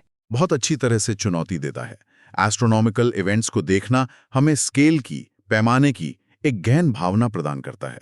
जब आप शनि जैसे ग्रह के बारे में सोचते हैं, जो इतना बड़ा है कि उसमें 760 पृथ्वी समा सकती हैं और जिसका एक चक्कर लगाने में लगभग 30 साल लगते हैं, तो ये आपको बहुत छोटा महसूस कराता है। It's a humbling experience. ये हमारे ह्यूमन सेंट्रिक वर्ल्ड व्यू को चैलेंज करता है और हमें याद दिलाता है कि हम इस विशाल ब्रह्मांड में एक बहुत छोटे लेकिन अनमोल पेल ब्लू डॉट पर रहते हैं। जैसा संपादकीय कहता है, ये अनुभव मानवता को विनम्रता, जिज्ञासा और एक हल्के नीले बिंदु पर जीवित रहने के नाजुक विशेषाधिकार से फिर से जोड़ता है। और ये जो कहा गया है कि वंडर, आश्चर्य, सिनिसिज्म, निराशावाद का प्रतिरोध कैसे है? संपादकीय का मानना है कि wonder is a quite act of resistance against cynicism. आज के इंफॉर्मेशन ओवरलोड और अक्सर नेगेटिव न्यूज साइकिल के युग में सिनिसिज्म और एपैथी हावी हो सकती हैं। ऐसे में खगोलीय पिंडों के प्रेडिक्टेबल, मैजेस्टिक और ब्यूटीफुल चालें हमें ऑ और वंडर यानी विस्मय और आश्चर्य की भावना से भर सकती हैं। आश्चर्य की यह भावना उस निराशावाद और उदासीनता का एक शक्तिशाली मारक, एन एंटीडोट बन सकती है, जो आधुनिक जीवन में घर कर सकती है। वे फॉरवर्ड, इस नजरिए से क्या सीख सकते हैं? हमें साइंटिफिक एक्सप्लोरेशन के कल्चरल और फिलोसॉफिकल डायमेंशंस को पब्लिक डिस्कोर्स और एजुकेशन में ज्यादा महत्व देना चाहिए। प्लैनेटोरियम्स, साइंस म्यूजियम्स और एमेच्योर एस्ट्रोनॉमी क्लब्स को सपोर्ट करना सिर्फ विज्ञान को बढ़ावा देना नहीं है, बल्कि ये ज्ञान, जिज्ञासा, विनम्रता और परिप्रेक्ष्य की भावना को महत्व देने वाले समाज के पोषण में एक वैल्यूएबल इन्वेस्टमेंट है। बहुत खूब। चलिए, अब कुछ एथिक्स लिंकेजेस देखते हैं केसलेट्स के रूप में। पहला केसलेट है द रेगुलेटर्स डिलेमा। हाँ, सोचिए, आप एक स्टैट्यूटरी बॉडी, सांविधिक निकाय के चेयरमैन हैं, जैसे BCI, जो एक महत्वपूर्ण पेशे को रेगुलेट करती हैं। आप एक अनिवार्य क्वालिफाइंग एग्जामिनेशन, योग्यता परीक्षा जैसे AIBE आयोजित करते हैं। आपकी संस्था वित्तीय रूप से स्वायत्त है और अपने संचालन के लिए परीक्षा शुल्क पर निर्भर है। वर्तमान परीक्षा शुल्क 3,500 रुपये है। अब सुप्रीम कोर्ट में एक PIL दायर हुई है कि ये शुल्क अत्यधिक है और आर्थिक रूप से कमजोर वर्गों के उम्मीदवारों के लिए एक बाधा है, जो आर्टिकल 19(1)G का उल्लंघन है। याचिकाकर्ता चाहते हैं कि शुल्क एनरोलमेंट फी की तरह बहुत कम, मान लीजिए 500 से 600 रुपए कर दिया जाए। आपको पता है कि राष्ट्रीय स्तर पर परीक्षा आयोजित करने में काफी लागत आती है। सेंटर्स, पर्यवेक्षक, प्रश्न पत्र, मूल्यांकन, तकनीक, staff.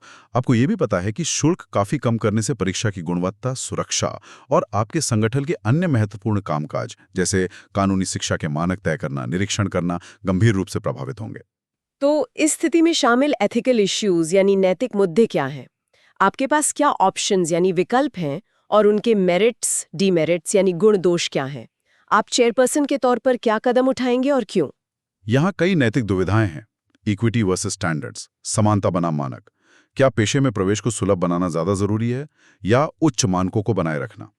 Financial prudence versus public service. क्या संगठन को वित्तीय रूप से टिकाऊ रखना प्राथमिकता है या सेवा को सस्ता बनाना? जस्टिस, न्याय। क्या वर्तमान शुल्क वास्तव में अन्यायपूर्ण है? अकाउंटेबिलिटी, जवाबदेही। आप किसके प्रति जवाबदेह हैं? उम्मीदवारों, पेशे या कानून के प्रति? ऑप्शंस क्या हो सकते हैं? ऑप्शंस हो सकते हैं।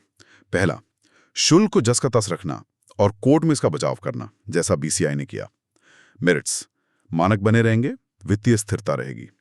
डीमेरिट्स, पहुंच का मुद्दा बना रहेगा, आलोचना होगी। दूसरा, शुल्क को काफी कम कर देना। मेरिट्स, पहुंच बढ़ेगी, प्रशंसा मिलेगी। डीमेरिट्स, गुणवत्ता गिरेगी, वित्तीय संकट आएगा, अन्य कार्य प्रभावित होंगे। तीसरा, बीच का रास्ता निकालना, शुल्क थोड़ा कम करना या कमजोर वर्गों के लिए सब्सिडी स्कॉलरशिप देना। मेरिट्स, संतुलन बनाने की कोशिश। डीमेरिट्स, क्या ये पर्याप्त होगा? क्या ये वित्तीय रूप से संभव है? आप क्या करेंगे? एक संतुलित दृष्टिकोण अपनाना शायद सबसे अच्छा होगा। कोर्ट में वास्तविक लागत का पूरा ब्यौरा पेश करना, साथ ही आर्थिक रूप से कमजोर वर्गों के लिए एक पारदर्शी और प्रभावी रियायत योजना जैसे टियर्ड फीस या स्कॉलरशिप्स प्रस्तावित करना। इससे मानकों से समझौता किए बिना पहुंच को बेहतर बनाने की कोशिश की जा सकती है। साथ ही खर्चों में पारदर्शिता लाना भी जरूरी है। ये एआईबी शुल्क पर एससी के फैसले से लिंक होता है। बिल्कुल। अब दूसरा case slit, the AI information crisis, AI सूचना संकट। मान लीजिए आप ministry of electronics and information technology mighty electronics और सूचना प्रौद्योगिकी मंत्रालय में एक वरिष्ठ अधिकारी हैं। देश में एक बड़ी दुखद घटना हुई है, जैसे कोई दंगा, बड़ा एक्सीडेंट या आतंकी हमला, जिससे समाज में काफी तनाव और गुस्सा है। आप देख रहे हैं कि इस घटना के बारे में एआई चैटबॉट्स और सोशल मीडिया एल्गोरिदम पूरी तरह से झूठी, भड़काऊ और विरोधाभासी जानकारी तेजी से फैला रहे हैं। एक प्रमुख एआई टूल तो यहाँ तक कह रहा है कि घटना हुई ही नहीं या पीड़ितों को ही दोषी ठहरा रहा है।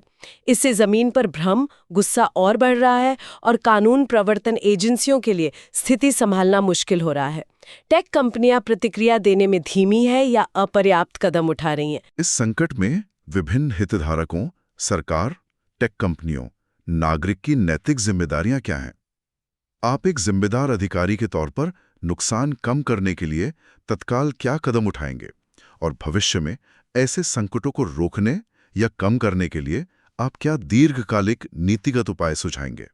इसमें नैतिक मुद्दे क्या हैं? इसमें कॉर्पोरेट रिस्पॉन्सिबिलिटी, कॉर्पोरेट जिम्मेदारी का मुद्दा है। टेक कंपनियों की जिम्मेदारी कि उनके प्लेटफॉर्म का दुरुपयोग ना हो। गवर्नमेंट्स ड्यूटी ऑफ केयर, सरकार का देखभाल का कर्तव्य है। नागरिकों को गलत सूचना के खतरों से बचाना। ट्रूथ एंड एक्यूरेसी का महत्व है। इंडिविजुअल रिस्पॉन्सिबिलिटी भी है, नागरिकों की जिम्मेदारी कि वे जानकारी को वेरीफाई करें और अफवाहें न फैलाएं। Freedom of speech versus public order का तनाव भी है। तत्काल कदम क्या होंगे? तत्काल कदम हो सकते हैं। 1. सरकार की ओर से आधिकारिक तथ्यात्मक जानकारी बार बार जारी करना। 2. एक समर्पित फैक्ट चेकिंग सेल बनाना और गलत सूचनाओं का तुरंत खंडन करना। 3. टेक कंपनियों पर दबाव डालना कि वे हानिकारक कंटेंट को तेजी से हटाएं और उसे फैलाने वाले अकाउंट्स पर कार्रवाई करें। 4. नागरिकों से शांति बनाए रखने और अफवाहों पर ध्यान न देने की अपील करना। और दीर्घकालिक उपाय? दीर्घकालिक उपायों में शामिल हो सकता है 1. टेक कंपनियों के लिए ज्यादा सख्त नियम और जवाबदेही तय करना, जैसे भारत में डिजिटल इंडिया एक्ट का प्रस्ताव। 2. एआई रेगुलेशन पर काम करना, जिसमें ट्रांसपेरेंसी और सेफ्टी स्टैंडर्ड्स हों। 3. एआई डिटेक्शन टेक्नोलॉजीज में निवेश करना। 4.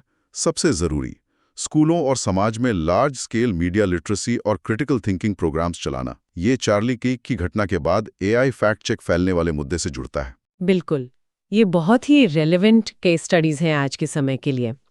चलिए, अब जल्दी से आज की खबरों में रहे कुछ महत्वपूर्ण स्थान, व्यक्ति और रिपोर्ट संस्थानों पर नजर डाल लेते हैं। प्लेसेस इन न्यूज, स्थान समाचारों में। हाँ, प्लेसेस में काठमांडू, नेपाल, जहां जेन-ज़ी विरोध प्रदर्शनों का केंद्र रहा।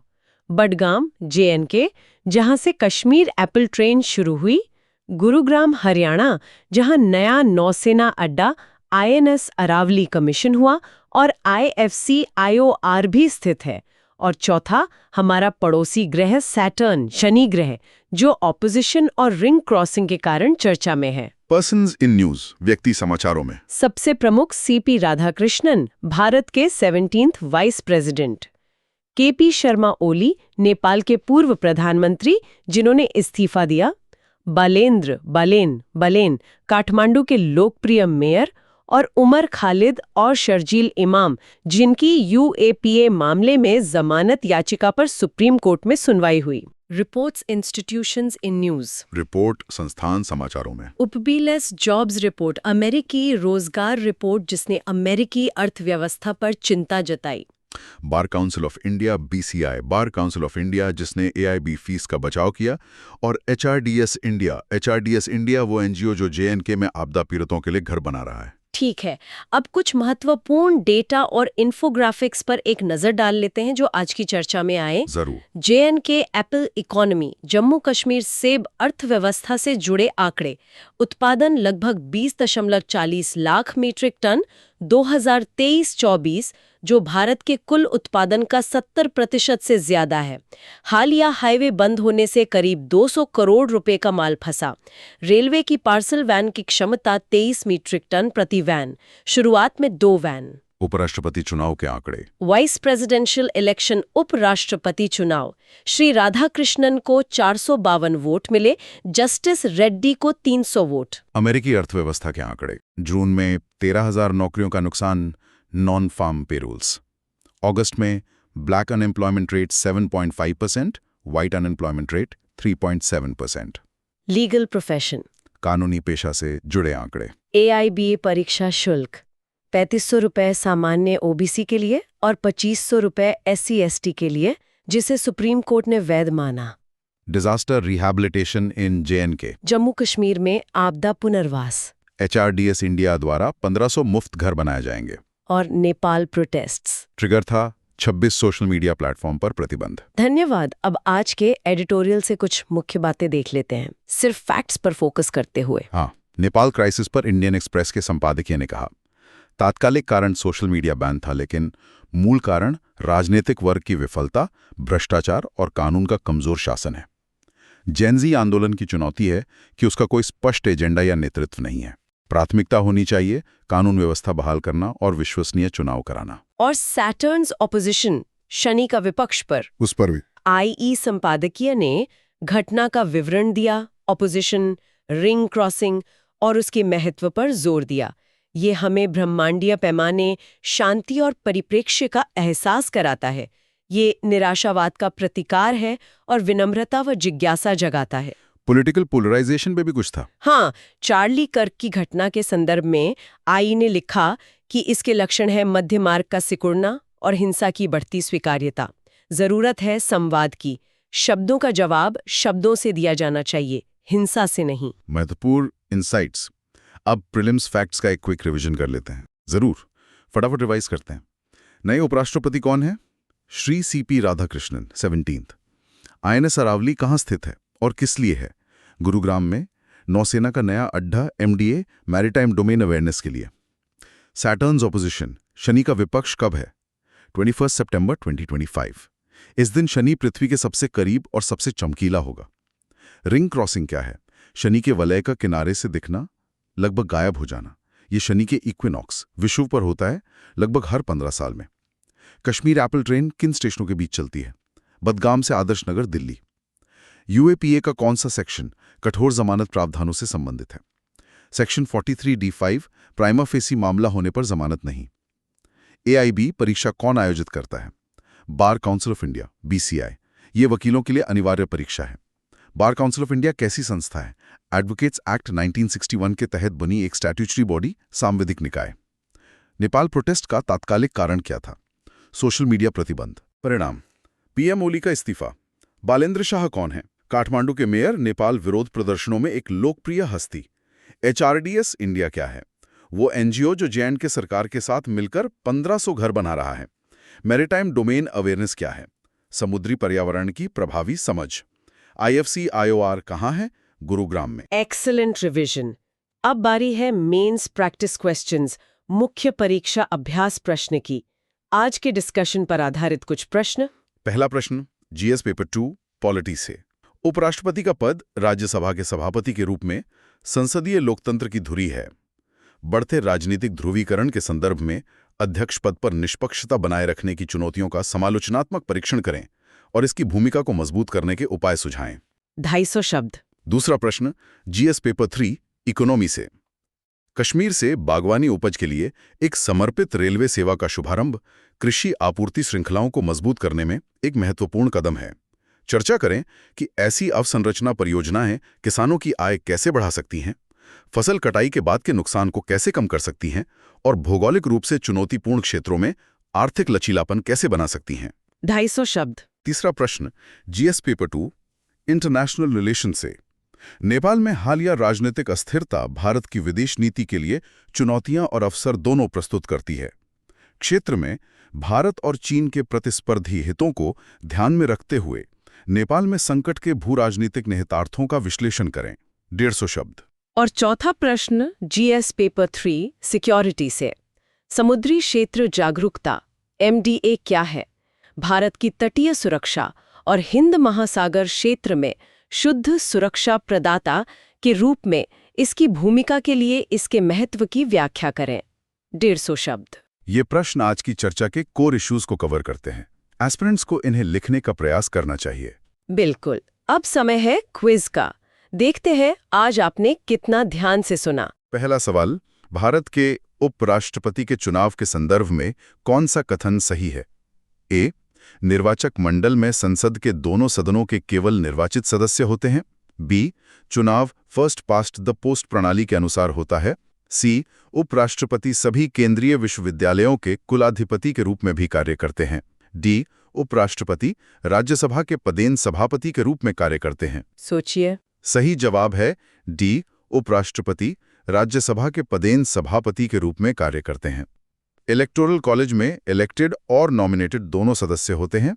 चुनाव प्रोपोर्शनल रिप्रेजेंटेशन से होता है और वो केंद्रीय विश्वविद्यालयों के कुलाधिपति नहीं होते, वो राष्ट्रपति होते हैं। दूसरा सवाल, सेब परिवहन के लिए हाल ही में शुरू की गई दैनिक पार्सल ट्रेन किन 2 स्टेशनों को जोड़ती है? ए, श्रीनगर से नई दिल्ली। बी, अनंतनाग से गाजियाबाद। सी, बडगाम से आदर्श नगर। या डी, बारामूला से मुंबई। ये आसान होना चाहिए। जी हाँ, जवाब है सी, बडगाम से आदर्श नगर। तीसरा सवाल, रिंग क्रॉसिंग शब्द जो हाल ही में खबरों में था, किस ग्रह से जुड़ी एक खगोलीय घटना है? ए, बृहस्पति जुपिटर। बी, मंगल मार्स। सी, शनि सैटर्न। D, Neptune. हमने इस पर काफी बात की। सही जवाब है सी, शनि सैटर्न। चौथा सवाल, INS अरावली, जिसे हाल ही में भारतीय नौसेना द्वारा कमीशन किया गया है, मुख्य रूप से निम्नलिखित में से किस कार्य के लिए समर्पित है? ए, पनडुब्बी रखरखाव और मरम्मत। बी, नौसेना कैडेटों का प्रशिक्षण। सी, समुद्री क्षेत्र जागरूकता MDA का समर्थन करना। डी, तटीय गश्त संचालन। याद कीजिए गुरुग्राम में क्यों? सही उत्तर है सी, समुद्री क्षेत्र जागरूकता MDA का समर्थन करना। ये एक इंफॉर्मेशन हब है। और पांचवा आखिरी सवाल, गैर कानूनी गतिविधियों रोकथाम अधिनियम UAPA की धारा 43D(5), जिस पर अक्सर जमानत के संदर्भ में बहस होती है, निम्नलिखित में से कौन सी शर्त लगाती है? ए, गिरफ्तारी से 1 वर्ष की अवधि के लिए जमानत नहीं दी जा सकती है। बी, जमानत केवल सुप्रीम कोर्ट द्वारा दी जा सकती है। सी, यदि अदालत आरोप को प्रथम दृष्टया यानी प्राइमा फेसी सत्य पाती है तो जमानत नहीं दी जाएगी। और डी, जमानत के लिए अभियुक्त को एक महत्वपूर्ण सुरक्षा राशि जमा करने की आवश्यकता होती है। ये थोड़ा ट्रिकी हो सकता है। सही जवाब है सी, यदि अदालत आरोप को प्रथम दृष्टया यानी प्राइमा फेसी सत्य पाती है तो जमानत नहीं दी जाएगी। यही UAPA के जमानत प्रावधानों की सबसे कठोर शर्त है। बहुत बढ़िया। उम्मीद है आप सबके ज्यादातर जवाब सही होंगे। आप कुछ फ्लैश कार्ड्स आज के मुख्य बिंदु याद रखने के लिए। बिल्कुल। क्विक रिकॉल के लिए 1 CP राधाकृष्णन 17th उपराष्ट्रपति राज्यसभा के पदेन सभापति। 2 INS अरावली गुरुग्राम में नया नौसेना अड्डा MDA के लिए।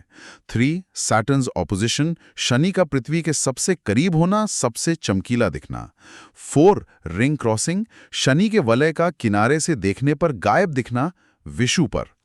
5 AIB फी BCI द्वारा ली जाने वाली परीक्षा शुल्क सुप्रीम कोर्ट द्वारा वैध ठहराया गया। 6 UAPA भारत का मुख्य आतंकवादी विरोधी कानून कठोर जमानत प्रावधान सेक्शन 43D(5). 7 जेन जेड मूवमेंट नेपाल भ्रष्टाचार और सोशल मीडिया प्रतिबंध के खिलाफ युवा विरोध PM ओली का इस्तीफा। 8 बलेंद्र शाह काठमांडू के मेयर नेपाल संकट में लोकप्रिय हस्ती। 9 बुद्धगाम JNK का जिला से परिवहन के लिए रेलवे हब।